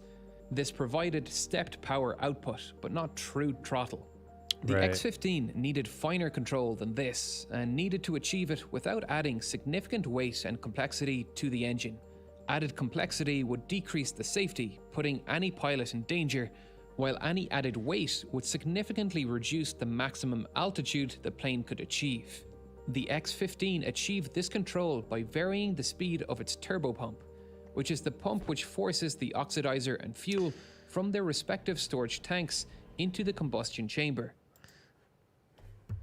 Let me go back here. Yeah, so turbopumps. I know a little bit about turbopumps now from learning about rockets. But turbopumps are what they use in rockets to pump out the fuel. They're extremely powerful pumps, and the way that they work is, well, I mean, he's gonna explain it a little bit, but they're pretty complex. I don't know a whole lot about them. I just know that they're using rockets. So yeah, fuel from their respective storage tanks into the combustion chamber. Pumping fluid at the rate a rocket consumes it is actually a tremendously difficult challenge. The X-15 carried 8,165 kilograms of fuel and oxidizer, which the plane burned through in 85 seconds. That's 5,897 kilograms nuts. per minute. That task would require a powerful pump, and that pump would need a powerful energy source. Now, it may seem like an obvious choice to simply use a portion of that rocket fuel to power the pump. And indeed, this is how modern rockets like the SpaceX Merlin engine power their turbopumps. Turbopumps operate by spinning a turbine using hot, fast-flowing gas, but using the products of rocket fuel combustion in a spinning turbine would quickly lead to severely melted and broken turbines. The combustion products of rocket fuel are simply too hot for this application. The Merlin engine gets around this by using a very fuel-rich mixture for the turbopump pre-burner, which leads to incomplete combustion and lower exhaust temperatures. That exhaust has a large portion of useful fuel contained within it, but the sooty exhaust is not suitable for addition to the main thrust chamber, so that fuel is simply dumped overboard. You can see that fuel-rich sooty gas coming out of the exhaust here on the Merlin engine. It's quite a bit to The drive a X-15 pump. used an entirely separate fuel to power its turbopump. A monopropellant like hydrogen peroxide decomposes in an Monopropellant is a chemical propulsion fuel. Okay. Burns because of oxidizes. Oh, interesting. Okay. Just learned that. exothermic reaction when in the presence of a catalyst. In this case, hydrogen peroxide was passed through a silver screen catalyst, which caused the hydrogen peroxide to decompose into oxygen and superheated 737 degree steam.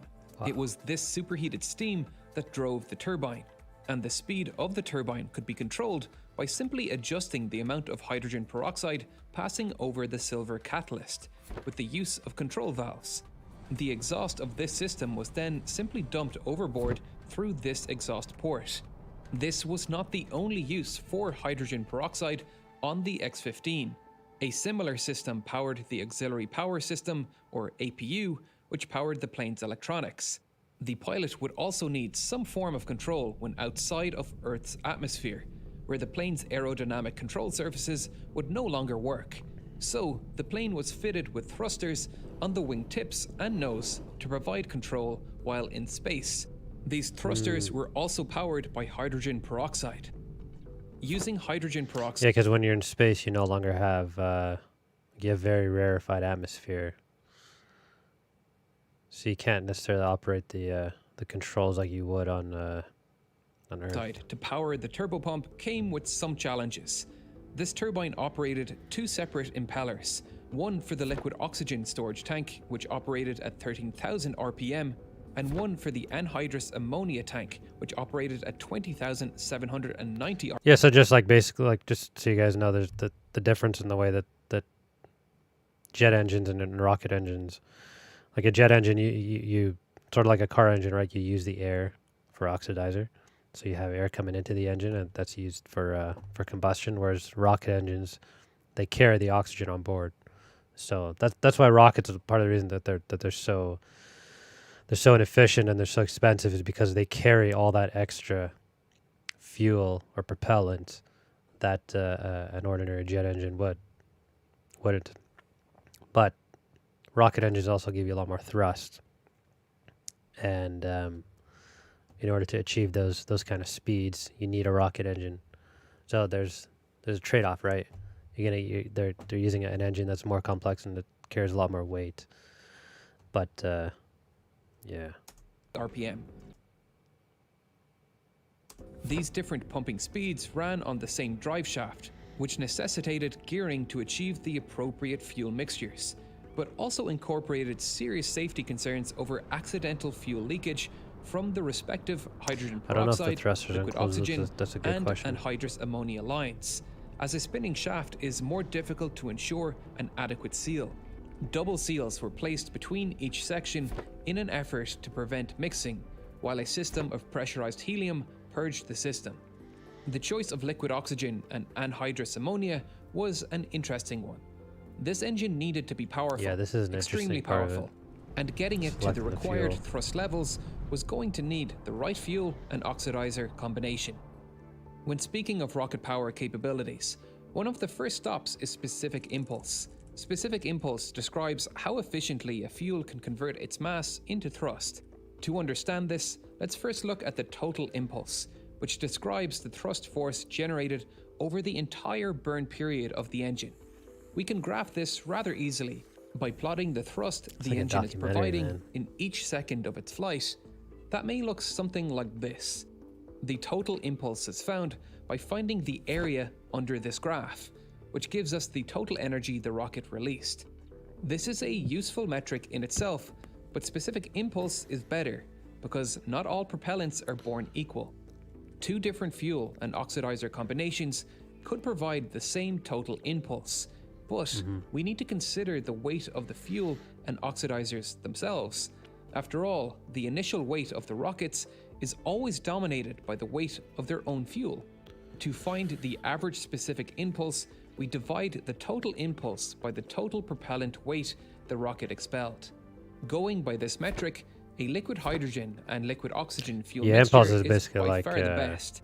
Hydrogen has the lowest molecular weight of any known substance, each hydrogen atom consisting of just one electron and one proton. The Like fuel H2 consumption for molecules cars, right? used Like in the liquid miles per hydrogen gallon fuel stuff. has a molecular weight of That's the just equivalent 2, in aerospace. while RP1, the kerosene-derived fuel used for the SpaceX Merlin engine, has a molecular weight of 175. However, molecular weight is not the only factor in determining specific impulse. We also need to consider a multitude of other factors, like fuel mixture ratios, combustion temperatures, pressure ratios, and specific heat ratios. Yeah, they talk about hydrogen a bit. So we're trying to develop a hydrogen powered vehicle at our work, right? Because hydrogen is the like the hydrogen oxygen is the propellant that has the high specific impulse. Basically, you get the most thrust out of it per per weight of the fuel, right? But there's challenges with hydrogen. So it's very light. It's very what's the opposite of dense? It takes up a lot of volume, which is an issue in aerospace. Less so in rockets because rockets are more concerned with mass than volume. But yeah, the fuels is really interesting because he's right. It's not all about what's the most efficient fuel. It's like there's other things to it as well. Somebody asked me what's my thoughts on ground effect vehicles. Not sure what ground effect vehicles are. But This is where a nice simple specific impulse value gives us a clearer understanding of how much thrust per unit weight a fuel and oxidizer combination could potentially provide, without delving too much into the complicated physics and nuclear, chemistry. yeah, I'm And for looking nuclear, at man. this value, hydrogen is best at around 381 Like with the seconds. fuels, we've kind of reached our limit with the fuels. Like from what they say, like you can't really get better impulse than hydrogen. The next step would probably be some sort of nuclear, but there's such a bad stigma on nuclear, and it's kind of you have to figure out something. Because hydrogen, it's looked at the glorious, right? Like it's because essentially it burns water, but there's a lot of challenges with hydrogen. It's very hard to make, and there's a lot of emissions that go into making it, and there's problems with storing it and keeping it liquefied, and so there's issues with it as well. At sea level, while the kerosene and oxygen combination of the Merlin engine has a specific impulse of about 289 seconds. However, it's once again not as simple as picking the highest specific impulse value, because hydrogen has a very low density, meaning we need a much larger volume tank. It's also a difficult fuel to handle, as it will boil off if allowed to rise above its extremely cold boiling point of minus 250 degrees Celsius, requiring insulation, boil-off valves, and last-minute refueling. To boot, this tiny molecule can seep out of the tiniest holes, even the gaps between larger molecules of seemingly solid metal. Despite its potential, hydrogen was not ready for this task, but would soon be put to use for the very first time with the Centaur upper stage after many years of development hiccups. There was a great deal of experimentation during this period to find a fuel and oxidizer mixture that would provide the specific impulse needed to get the plane to hypersonic speeds, and it wasn't just a matter of loading the most powerful fuel and oxidizer combinations into the fuel tanks. Increasing the specific impulse is directly linked to elevated combustion chamber temperatures, since fuels with higher impulses generally release more energy when ignited. This is one of the major hurdles engineers of this era had to contend with, as the materials and designs needed to survive these extreme temperatures simply did not exist. The traditional fuel of the time was a 75% alcohol, 25% water mixture with a liquid You guys finding oxygen this interesting? oxidizer, which has a specific impulse of about 269 seconds, not high enough. The water was added into this mix That's something I never knew, that they primarily to use reduce the combustion chamber water and temperature, alcohol as a which of standard course fuel. reduced the impulse of the engine. To achieve that higher specific impulse, the engineers needed to figure out a way to allow the engine to survive the elevated temperatures that would come with a higher impulse fuel, and the only way to do that was by finding better materials or find a way of actively cooling the engine, ideally both. One way they achieved this was through regenerative cooling. Regenerative cooling uses one of the propellants, usually the fuel, as a cooling fluid.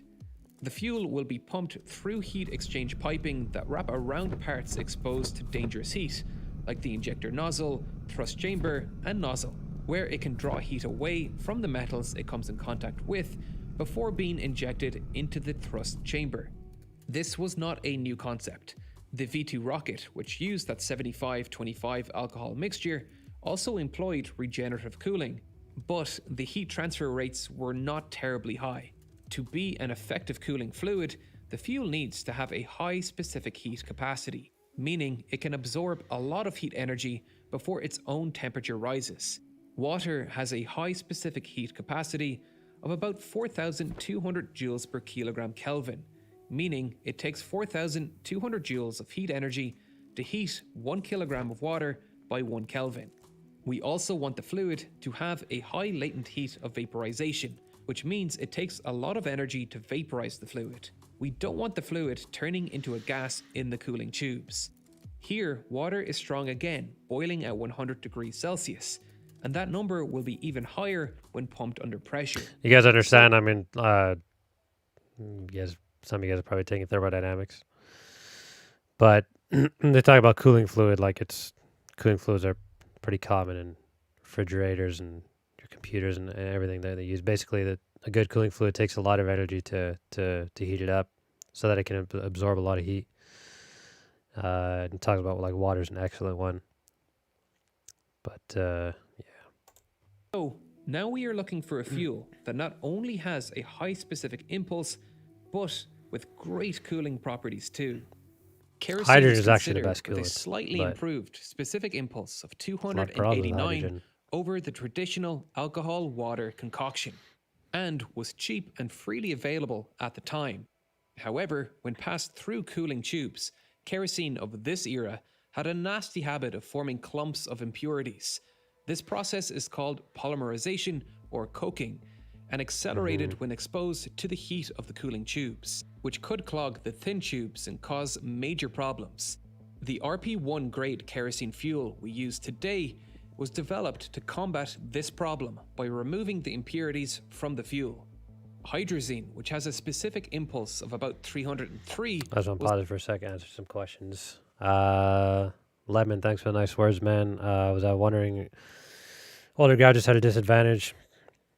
Older graduates at 32? No, I don't think you are. I think if anything, you're at an advantage. I think older students typically do pretty well. Pardon me. And you probably have some experience, which is good. They'll help you land some internships and probably help you land a job. So no, I don't really think it's a disadvantage until you get like maybe in your mid 40s and stuff, and probably employers are a bit hesitant to hire someone of that age. But no, you'll be all right, dude. Yeah, real engineering. He's great. I mean, like these videos are tough to make, so puts out maybe one a month. Like that makes sense because good quality takes some time, you know. But yeah. Brozar, thanks for the nice words, man. You recommend that Neil Armstrong documentary? All right, yeah, I'll check it out. I read Chris Hadfield's good. It was Chris Hadfield's book recently. It's pretty good, but yeah, I'm not sure what I don't know what ground effect vehicles are. So I don't know.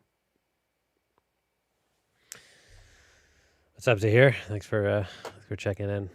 Shall we? Was also considered, but it had a nasty habit of exploding when used in regenerative cooling, as its exothermic decomposition process can start at a temperature as low as 97 degrees.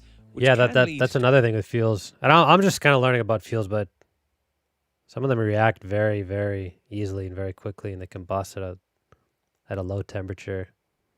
I mean, there's so many things that go into to picking a right fuel, because not only does it have to be efficient, it has to be safe, it has to be, can't clog the tubes, right? Emissions, yeah. to a violent Amazing. explosion. Eventually, the engineers, who may have been short a few fingers at this point, landed on anhydrous ammonia as their fuel.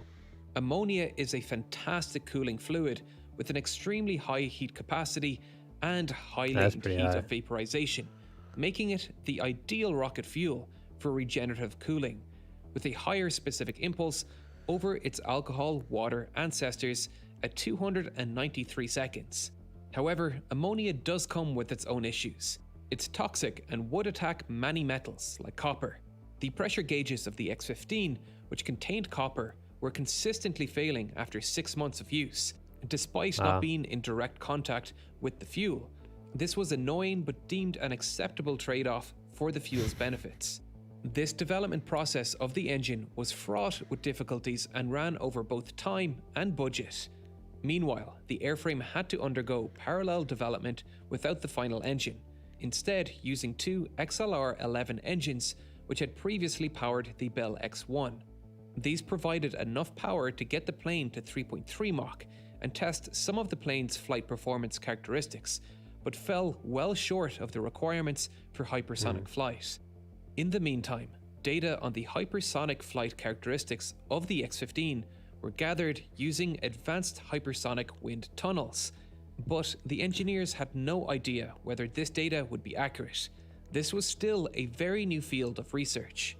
The design and requirements of a hypersonic aircraft that could possibly fly into space were so radically new and different that traditional aerodynamics textbooks had to be left at the door. This was going to require a completely fresh approach with all assumptions thrown out. For example, during the development of the X-15, a debate was raging in the NACA Ames research facility over the design of the nose for hypersonic aircraft like this. Julian Allen argued that any aircraft flying in this flight regime should be designed with a blunt This is body, really interesting. something that completely contradicted the established thought of the era, which demanded for extremely pointed nose in an effort to reduce drag. Julian Allen Yeah, see, so that is kind of fascinating to me. So you see how demanded for these sharp noses that you see on these military jets, that's what's required for supersonic flight, right? Because you got to try and overcome the drag. You kind of got to pierce the shock wave, as opposed to like a nice blunt subsonic aircraft, right? But as you accelerate, so you get supersonic, so you're subsonic, then you're supersonic, then you get pointier. But then as you get hypersonic, you actually want a more blunt shape. You see how rockets are kind of blunt. It's actually beneficial to have a blunt shape when you're going at those higher speeds. And I can kind of explain why, but I'll keep it going. It's pretty fascinating. extremely pointed nose. That it kind of reverses. You now start to go back into the subsonic design, at least for the nose part. an effort to reduce drag. Julian Allen argued that this blunt body design would create a bow shockwave, which would create a boundary layer of air around the vehicle and ensured the extreme frictional heat was kept away from the structure of the aircraft and instead dissipated harmlessly into the atmosphere. The X-15 did incorporate these ideas into all of the plane's leading edges, including the nose and wings, and the idea would be applied to all re-entry it's a vehicles in shuttle. future. As the X-15 re-entered Earth's atmosphere, it would be taking a very high angle of attack approach to bleed off speed. At a 20-degree angle of attack, the upper vertical tail became completely useless, as it was severely shielded from the airflow by the body of the aircraft, whereas the lower tail would experience a marked increase in effectiveness as it dipped into the high pressure zone caused by the compression side of the wing. So, this lower tail was essential for ensuring yaw stability at these high angle of attack re-entries. But this lower ventral tail was so large that it made landing on the plane's shorter skids Damn. impossible. So, the pilot had to jettison a section of it before landing, where it would deploy a parachute to land softly and hopefully undamaged. That's nuts. The shape of the X-15's vertical tail is one of the most distinctive features of the plane. The primitive-looking wedge profile looks like something someone may have designed with 300-year-old knowledge of fluid dynamics. Oddly, that's exactly what it was designed with. In 1687, Newton described an equation in his groundbreaking book. Pause it quickly, just to answer some of you guys. Any advice for handling the we'll get back into this right away. Any advice for handling the pressure of engineering school with the cultural background that strongly pushes A's? I feel like I got PTSD from yeah, it's tough, dude. I get it. Just try and understand that the kind of the connections that you make, the people that you meet, the work that you get, the internships, that's all more important than grades. So if whether it's family getting on you about I'm not sure what exactly your dynamic is, but focus more on your like building relationships in your industry and joining clubs and stuff like that. That's where I would focus a bit more on. Okay. Let's just let's get back into it. Book, Principia, that predicted the force a flat plate in a moving fluid would experience. He imagined the air as a stream of particles that would strike the plate and transfer all of their momentum normal to the surface, and then travel parallel to the plate. He also assumed the particles did not interact with each other and there was no random motion. This, of course, is wrong. The complex fluid fields in this situation are much more complicated than Newton predicted, but bizarrely, his equation rather accurately approximates the forces on an aerodynamic surface in hypersonic flow. It's weird, yeah, like I'm learning so much about like a lot of this aerospace stuff is stuff that I didn't take in school. So like even aside from like basic aerodynamics, like you learn a little bit about compressible flow in school, but kind of stuff that they're talking about, like I'm all like, if it sounds new to you guys, it's new to me as well. Let's look at the wedge tail surface as it increases its Mach number. At supersonic speeds, a shock wave will form at the point of the wing. This is called an oblique shock wave, and its angle becomes smaller as the Mach number increases. Until, at hypersonic speeds, the angle becomes so small that it almost matches the wedge angle. This looks oddly a lot like what Newton predicted for subsonic airflow, and indeed his equation becomes more and more accurate. So I guess you want to design... Okay, I see what they mean. They want to design the wedge so that it... because at those high speeds, it does act like as if it's supersonic flow, and that's to kind of reduce the drag and whatnot. As the Mach number increases, and while the wedge shape begins to act predictably with this simple equation, normal thin curved aerofoils designed with subsonic fluid dynamics in mind begin to experience a dramatic loss of lift, rendering them essentially useless at hypersonic speeds. Look at the size of that. The wedge tail continues to perform and provide the stabilizing pressure needed to keep the plane flying straight. This does come with a trade-off of high drag, as the blunt end just look at all of the look at everything that goes into these designs. I mean, it's incredible, and you need to do all these. Like, you don't have any room for error in aerospace, right?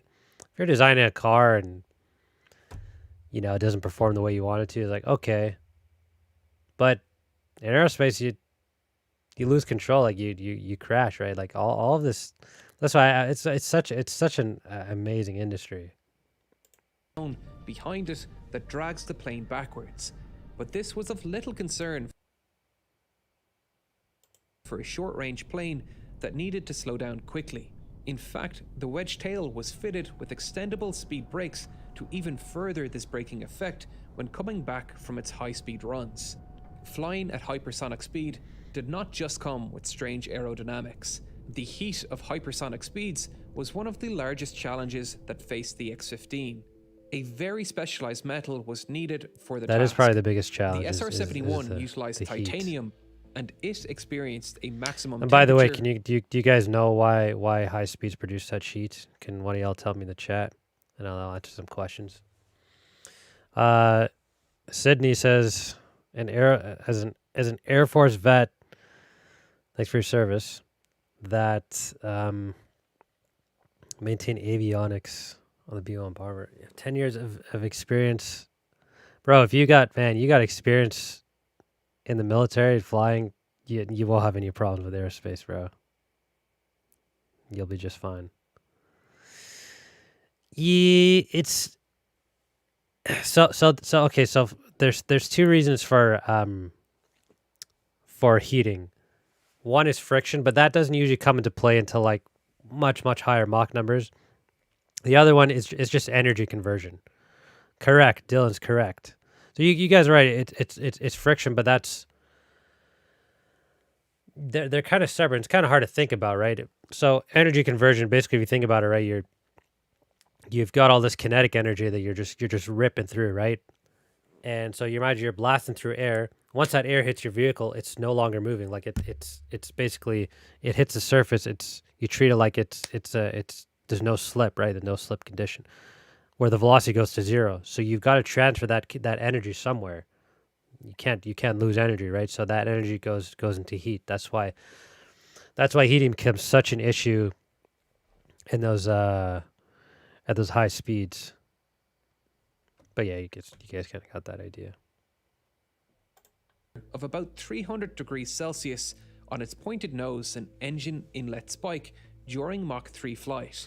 This temperature was vastly lower than what the X-15 was expected to experience at Mach 6 and above. The effect of frictional heating does not scale linearly. It would not be dealing with 600 degrees, but upwards of 1,000 degrees, it's far beyond what the titanium skin of the SR-71 could handle.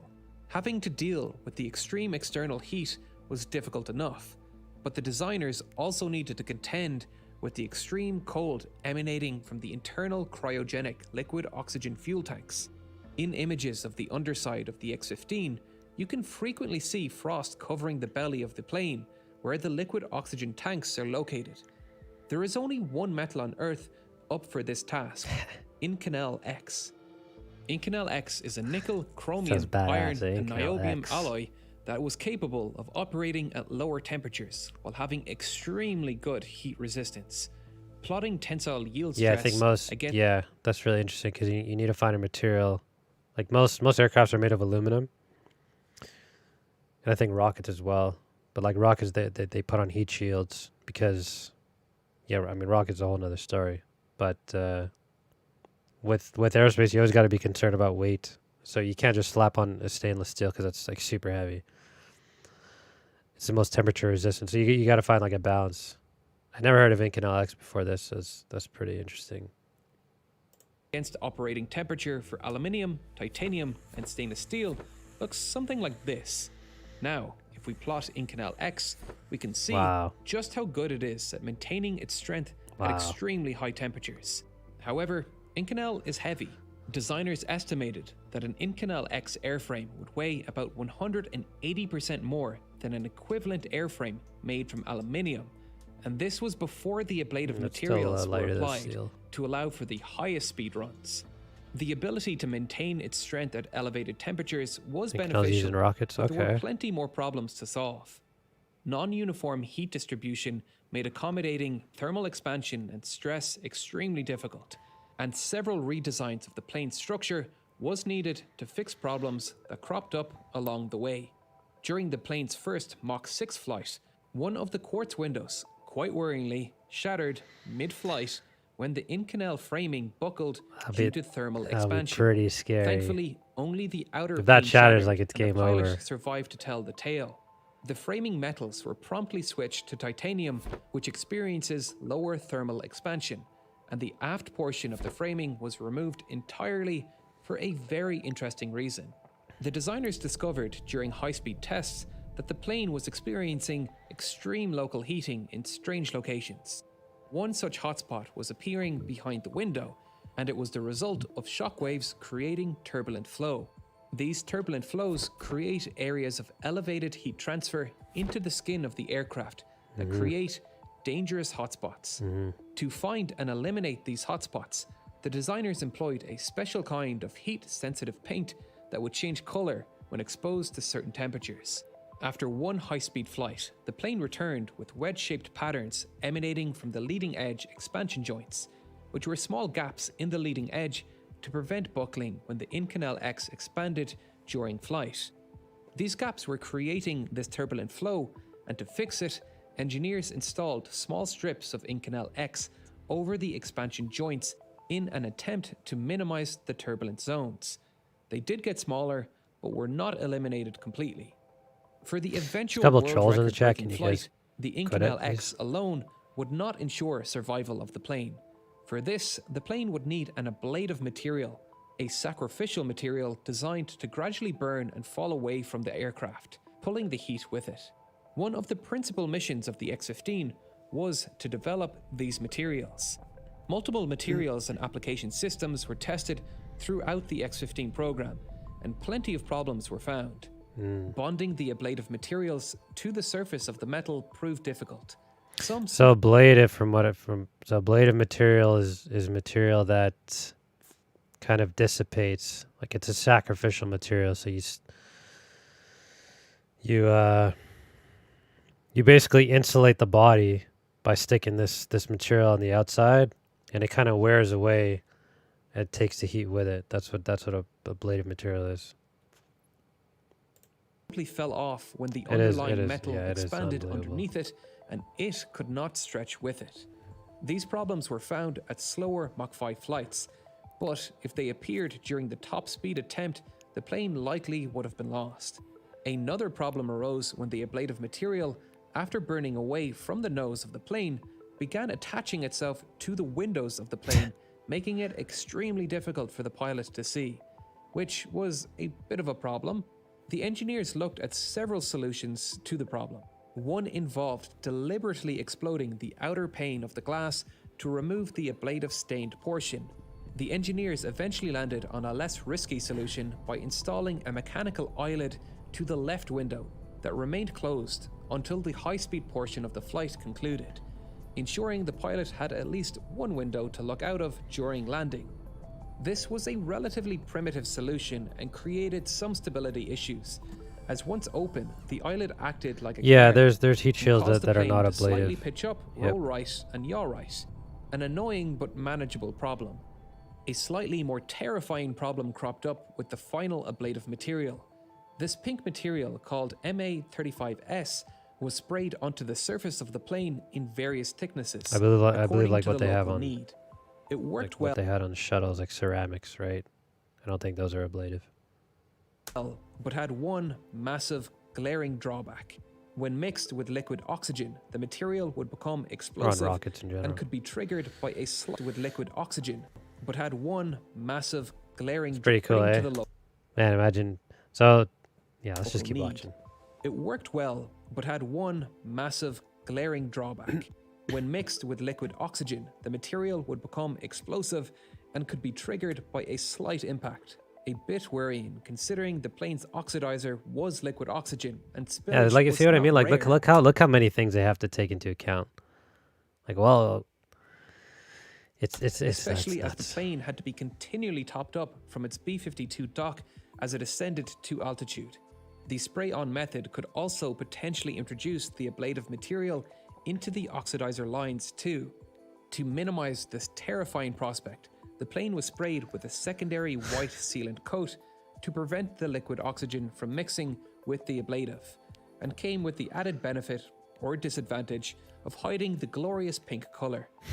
After a decade of development, on the 188th flight of the X-15, The plane was finally ready for its record-breaking flight. On October 3rd, 1967, William Knight climbed into the cockpit of the X-15, hanging from its perch Got some underneath balls, the wing eh? of the behemoth B-52, which carried the plane up to 45,000 feet. Here, Knight dropped away and ignited the rocket engine, and with the Wow. help of 2 external fuel tanks, they roared for 2.5 minutes, pushing the plane to the yet-to-be-broken. You gotta hope those engines 6.7 mile ignite. flight. In the attempt, the plane was destroyed. The ablative coating hadn't worked as well as hoped, and the plane landed with parts of the skin melted away. It would not fly again. The remaining 2 planes in the program flew just another 11 times in total before the program was shut down. Through the 199 flights of the X-15, NASA gained some of the most valuable data it has ever gathered.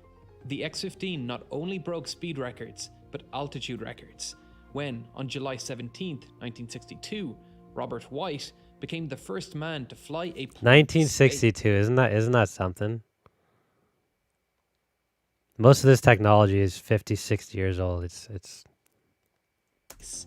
The knowledge NASA gathered through this program advanced our understanding in rocket engine design, turbulent flow, localized heating, ablative materials, and hypersonic stability and control, all of which contributed to the design and development of the Mercury, Gemini, Apollo, and Space Shuttle programs, and provided Neil Armstrong with invaluable experience in controlling a rocket-powered spacecraft. Armstrong was a fascinating man, someone I knew very little about until I watched this documentary on CuriosityStream, an Yeah, hour that's and it. 40-minute long documentary. pretty sick though, eh? Yeah, I mean, I'm just like, I'm fascinated with this kind of stuff. Yeah. Do you guys like that? We can do we can do one of these once in a while. There we go. What happened to all the comments here? Anyway. Take some questions from the boys. Or girls.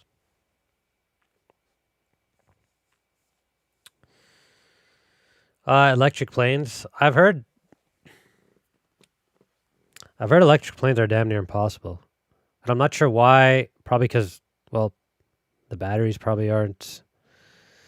Yeah, I've heard as of now it's not the direction that it's not possible. Yeah, I'm taking some questions, Ramsey. Go for it. I don't know why the chat is now it's coming in. It's kind of weird. Anyway. Probably was top secret, yeah. For sure. Back when we were fighting with the Russians, everything was probably top secret. Any tips for calculus? Struggling in pre-calc? Get some mentorship. Do some tutorials and start studying with other people. That always helps. Do the problems in the book. Just do a bunch of examples. That's the best way to learn is make sure you're doing examples. Yeah, get some tutorials and stuff for sure.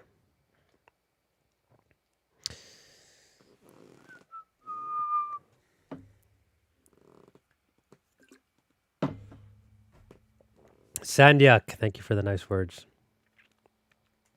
Happy to hang out with you guys.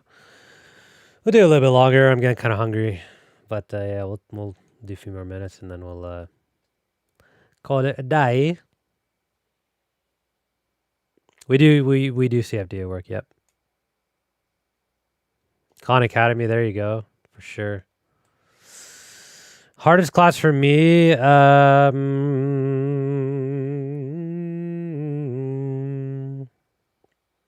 What was the hardest class for me? Oh, you saw my transcript. Yeah, I really struggle with some of the abstract math ones, and probably the controls.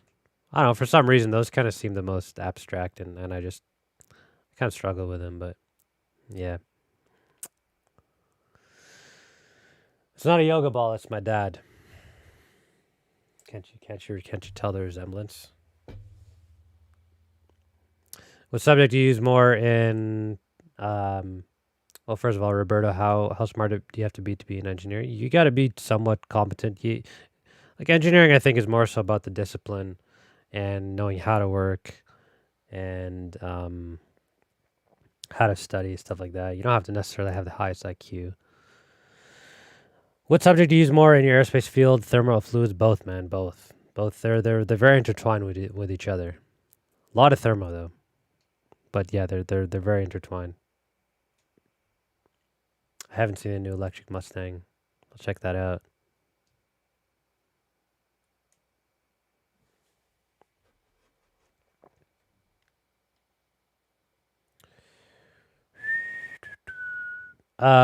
Luke, what are you taking a semester off for? To work? If you're taking off to work, that'd be not so bad. Do I like FEA or CFD better, man? I'm just getting back into FEA and CFD. Like I took both, and no, I didn't take both. I took CFD in uni. It's like asking a beginner, honestly. I'm just starting to get back in it, so CFD is more challenging though. CFD is more challenging.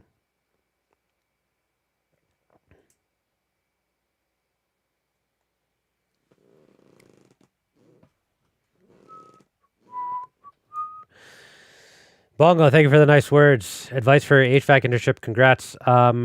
Yeah, for your internship, bro, you just bring a lot of energy. Develop a good relationship with your senior. That'll go a long way. And just always ask questions and be willing to take on work, take on a lot of work. Like, yeah, like the interns we get, they bring a lot of energy. They're very positive. Like that's kind of what I would give. Do your best to learn as much as you can. Ask as many questions as you can. Tyler, just accepted offer with Blue Origin. My man. Well, congrats, dude. Congrats. Is that like an internship or an actual engineering position? Mahid, thank you for the nice words. Go to Vancouver soon for work. Cool, man. Cool. Thanks for the nice words, MC. Yeah, if you're struggling with online school, I mean,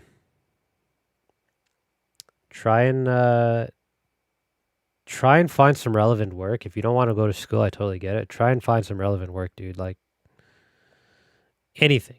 Like I said, if you're in civil, find a construction job. Like something that has some sort of relevance to what you're doing.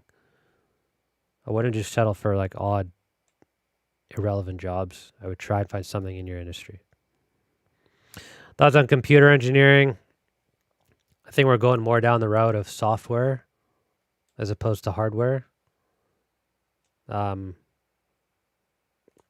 yeah, I would prefer software as opposed to hardware, computer engineering. Because I think computer is mostly hardware, right?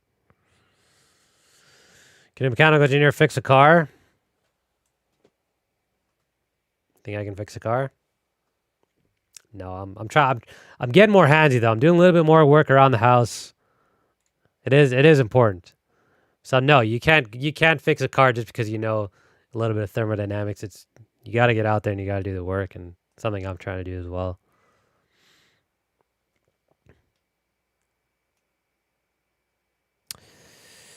Yes, sir. No, aerospace is a fine major, dude. Aerospace is a fine major. If you know that that's what you want to do, then by all means go ahead and do it. It's a great major.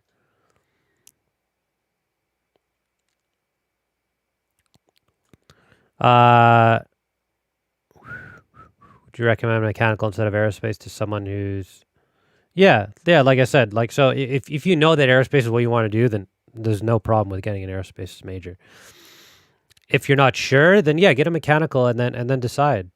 You can always specialize. You can always work in aerospace if you specialize in aerospace. So yeah. Woodworking a good project idea? Yep. What do you think about EE? Is probably the best discipline to get into right now. It's the toughest one. But, yeah. Mechatronics, yeah, I've talked about it. Just, it's not very recognized. I'd stick to one of the major ones.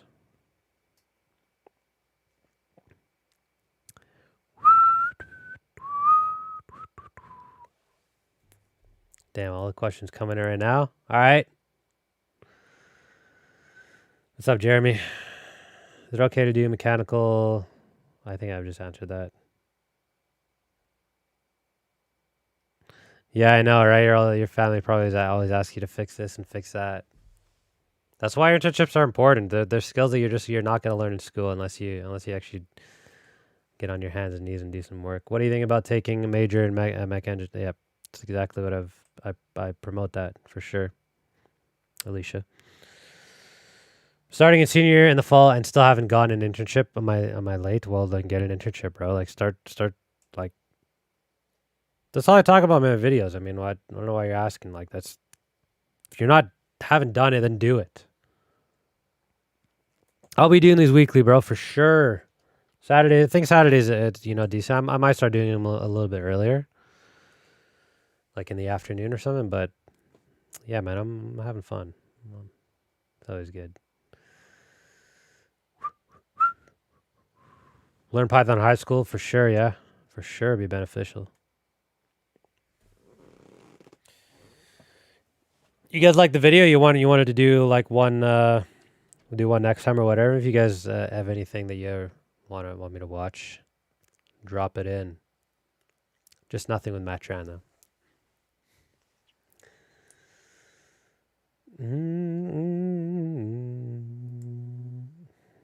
All engineers are tough, bro. There's some a little bit tougher. Like from what I know, electrical is actually the toughest because it's just very abstract. Chemical's pretty tough. Mechanical's a little bit lower on there, but fuck it was still tough, man. Why do I say E is the best to go into? Because a lot of EEs. So EE is very versatile. Like every industry, you can work in pretty much any industry. It seems to be, as technology is getting smaller and smaller and you're seeing more of the software side, you can generally transition into software from electrical a lot easier than you can. Like there seems to be more opportunities. It's less competitive than mechanical. It pays better. Yeah, that's why I say EE. A lot of EEs go into aerospace, yeah, for sure.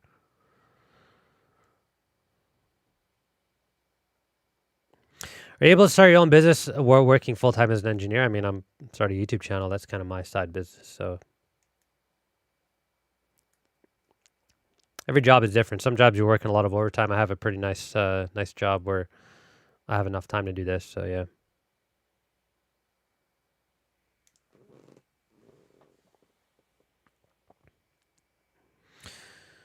How's the job market after graduating for mechanical study mechanch?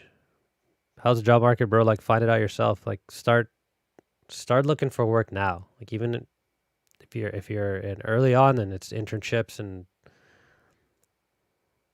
yeah, the market is kind of it comes and goes. But if you come out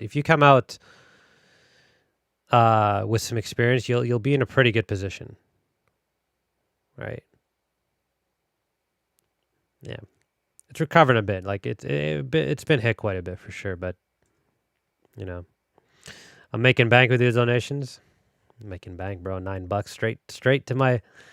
You know what I'm gonna do? Save up all these donations and get a 3D printer. That'll kind of and then obviously, yeah, we'll do some videos. By the way, what let me know what kind of videos you guys want to see. I don't have any plans for the next one. I mean, I have one coming out tomorrow, but aside from that, I'm what do you guys think? Got a bunch of places I can go, but some people said they want one of the interviews. Some have said they want me to build something or collab or whatever. What do you guys think?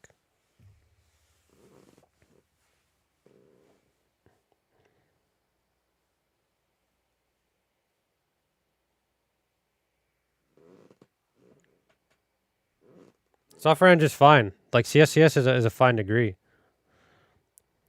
I'm not saying like don't go into it for sure.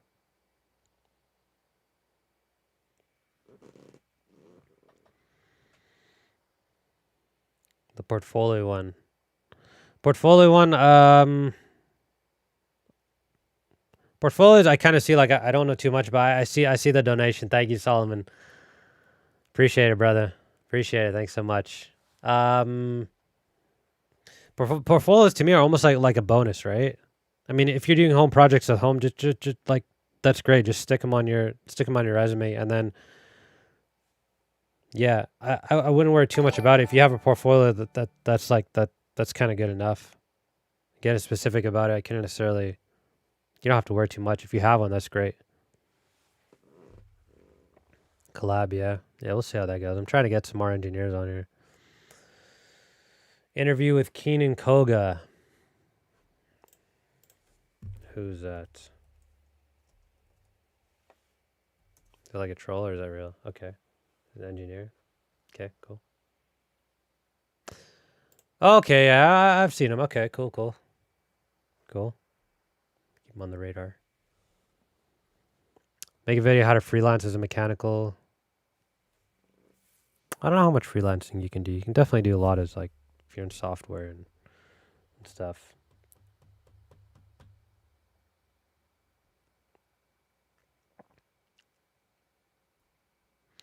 Yeah, and like I said, if you have a portfolio like most people don't, so if you have one, that's a bonus right there, right?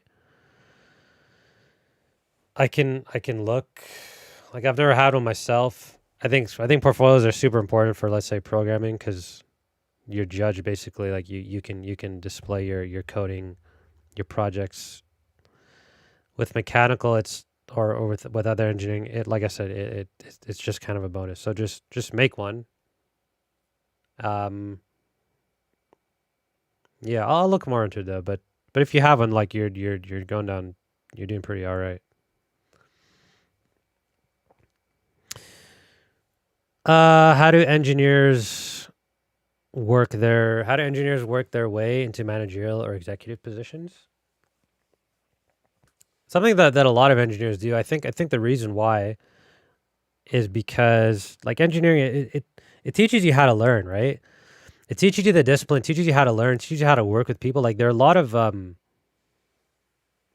common skills with that and entrepreneurship. So like the people that I've talked to, like Kareem, for example, you guys have seen the video where he had mentorship. He kind of knew people in the industry and he knew that he wanted to open his own business. He just needed like a technical background. So yeah, and other people I know, like I know engineers that have worked and then gone into sales after working for a few years. A lot of it just comes with experience. So you probably have to work for 2-3 years or whatever it is longer, and then you naturally sort of develop these leadership skills. You start to handle things like budgets and you start to become responsible for people. It's a very natural transition, I would say. To work to becoming like a manager kind of thing, right? So I just think it happens kind of naturally, right? If that's what you want to do. I mean, there are engineers that don't want to do that. They just want to specialize, and that's cool. But I like the idea of like taking on responsibilities, and it does seem to be a bit natural. To answer your question.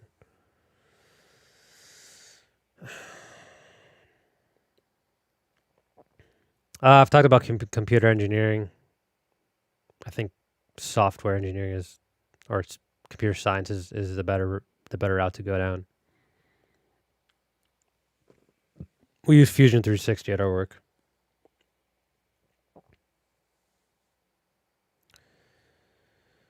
I'm interested in engineering, just not sure about pursuing it though. I'm pretty lazy and procrastinate.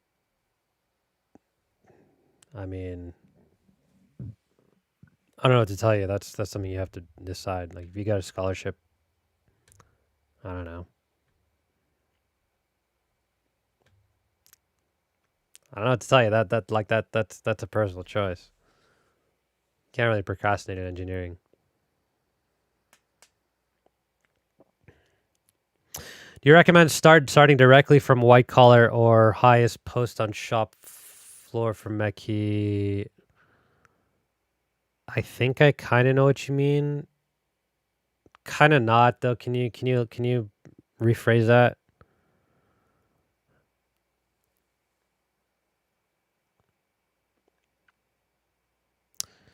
PhD in Mechie? Nah, not totally necessary.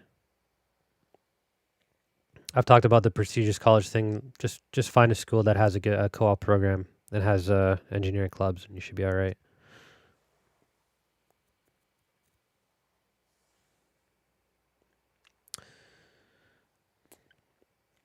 I'm having trouble deciding between automotive and robotics.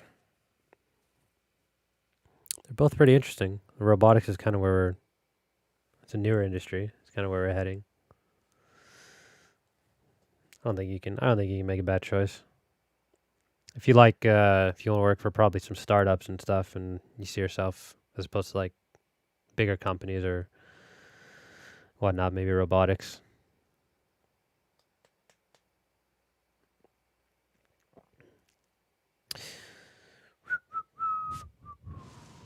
Yeah, we'll take a few more questions and then I will 2 hours and 36 minutes. Look at us, man.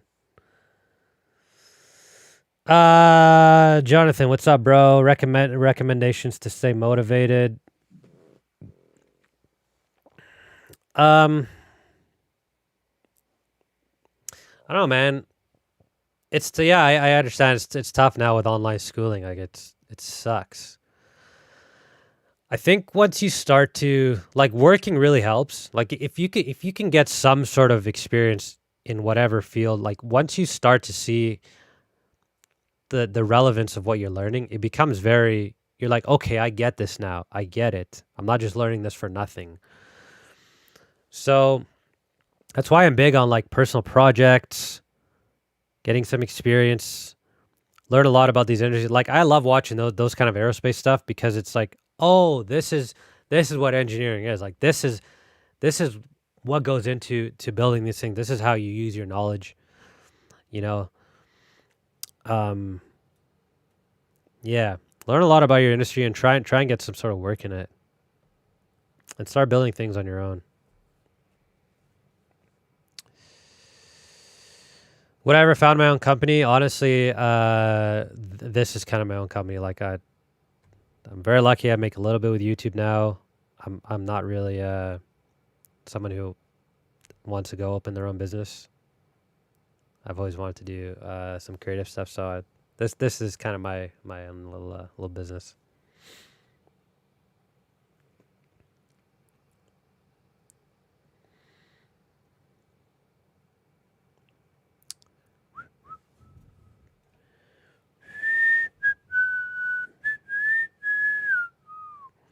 Yeah, I'll probably get my P-Eng in the future.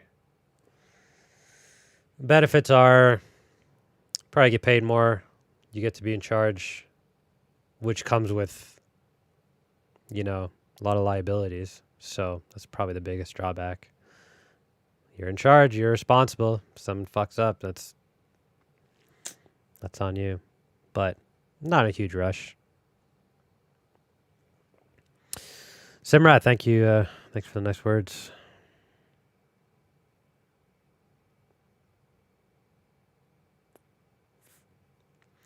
A BS in engineering engineering and technology. Can you explain that? I'm not sure what that is. A bachelor in engineering and technology. It's not a bachelor then. Yeah. Roddy, I got an opportunity to do some fluid research with my professor. I'm scared to mess it up. What would you be scared about? I don't know. Just make sure you're prepared and do a lot of work. I don't know. I wouldn't be too nervous. Hired you for a reason, right? How much are we paid in Alberta? Alberta's kind of struggling right now, so A lot of oil and gas here, and just a lot more supply than demand, and so it's the wages kind of reflect that. So yeah. I don't know much about getting masters or degrees in other countries. You'll have to look into that. It's tough in India though. Like it's not a great situation there. If you can go to school somewhere else, I would. Plan on moving to the States? I don't know. Be nice to go to Florida. A lot of spaceports there, and it's Florida. Can you not? Not sure how to prepare. I mean, just put in work. Like, I don't know. I don't know why. Like, how come you're so worried about it? It's an experience. Like, he's not like no one expects you to. No one expects you to go in like and be perfect and have all this knowledge or experience. You kind of learn on the job, man. Florida and Texas, let's go. Yeah. I think getting a business master is more important than engineer master. I was actually looking into this today. It's a tough one. Like, again, like it really. MBAs, yeah, I was looking into MBAs today. I can't I don't want to say too much about it just because I don't want to steer people in one direction or another. I don't know. MBAs are pretty valuable. They're a hell of a lot more expensive. They're probably more worth it than a master's, yeah. Because I mean, you're talking about $70,000 a year for an MBA, and it is valued, and there's always a trade off. Like, is it are you doing it to progress your career? Is it worth it?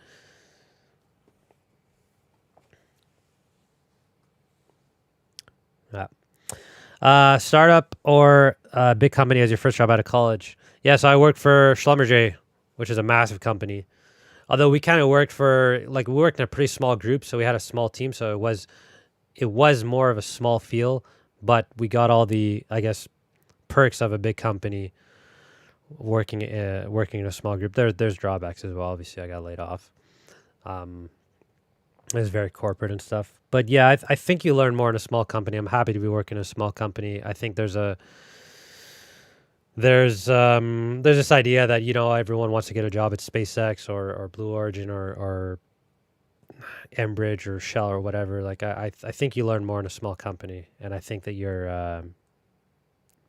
get paid more in big companies typically, and you get to travel probably a little bit more. That there's perks like that, but yeah, I love working for small companies. What's my COVID routine? I think I don't know. I exercise a lot. I think that's important. Go to the gym 5 days a week. I box. I have like people that train me and stuff, so that kind of keeps me, like, keeping the physical really keeps the mental. So yeah. What's going on here? Someone's spamming here? How do I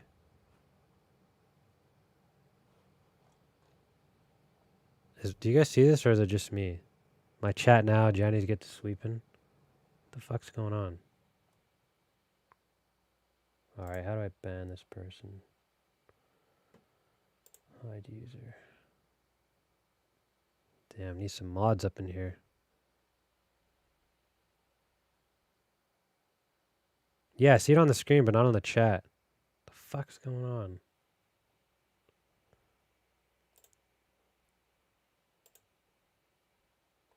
I don't have any mods. I don't know what's going on. Anyway, forget about the screen. I only see it on the screen. Anyway, we'll do a couple more. I keep saying we'll do a couple more, and then we'll call it a day. How did he hack me? It's pretty weird. How's it going as a vegan? Yeah, I don't know. Seems fine. Seems fine to me. I did ban him.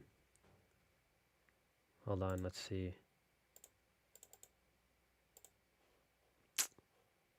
Fucking hey. Whatever, we're ending this pretty soon, but fucking people, man. Yeah, I can see all your questions. Don't worry, forget about it.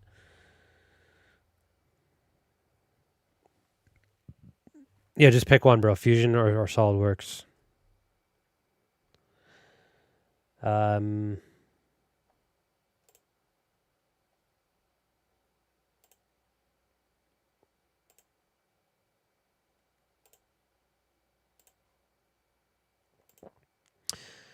learned MATLAB.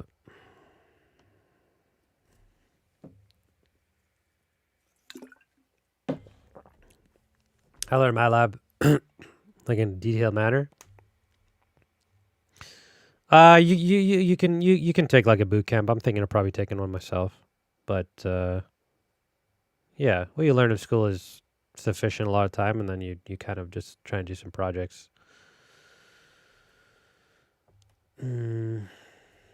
Yeah, that. Well, you'd have to try a little bit harder to get back at me. I don't know. All right, guys. I'm gonna end it there. Thank you guys for thanks for hanging out. And yeah, appreciate it, man. We'll talk next week. Enjoy your guys' week. Take one more question and then we'll call it a day. Software industry use more Inventor or SolidWorks? Probably both.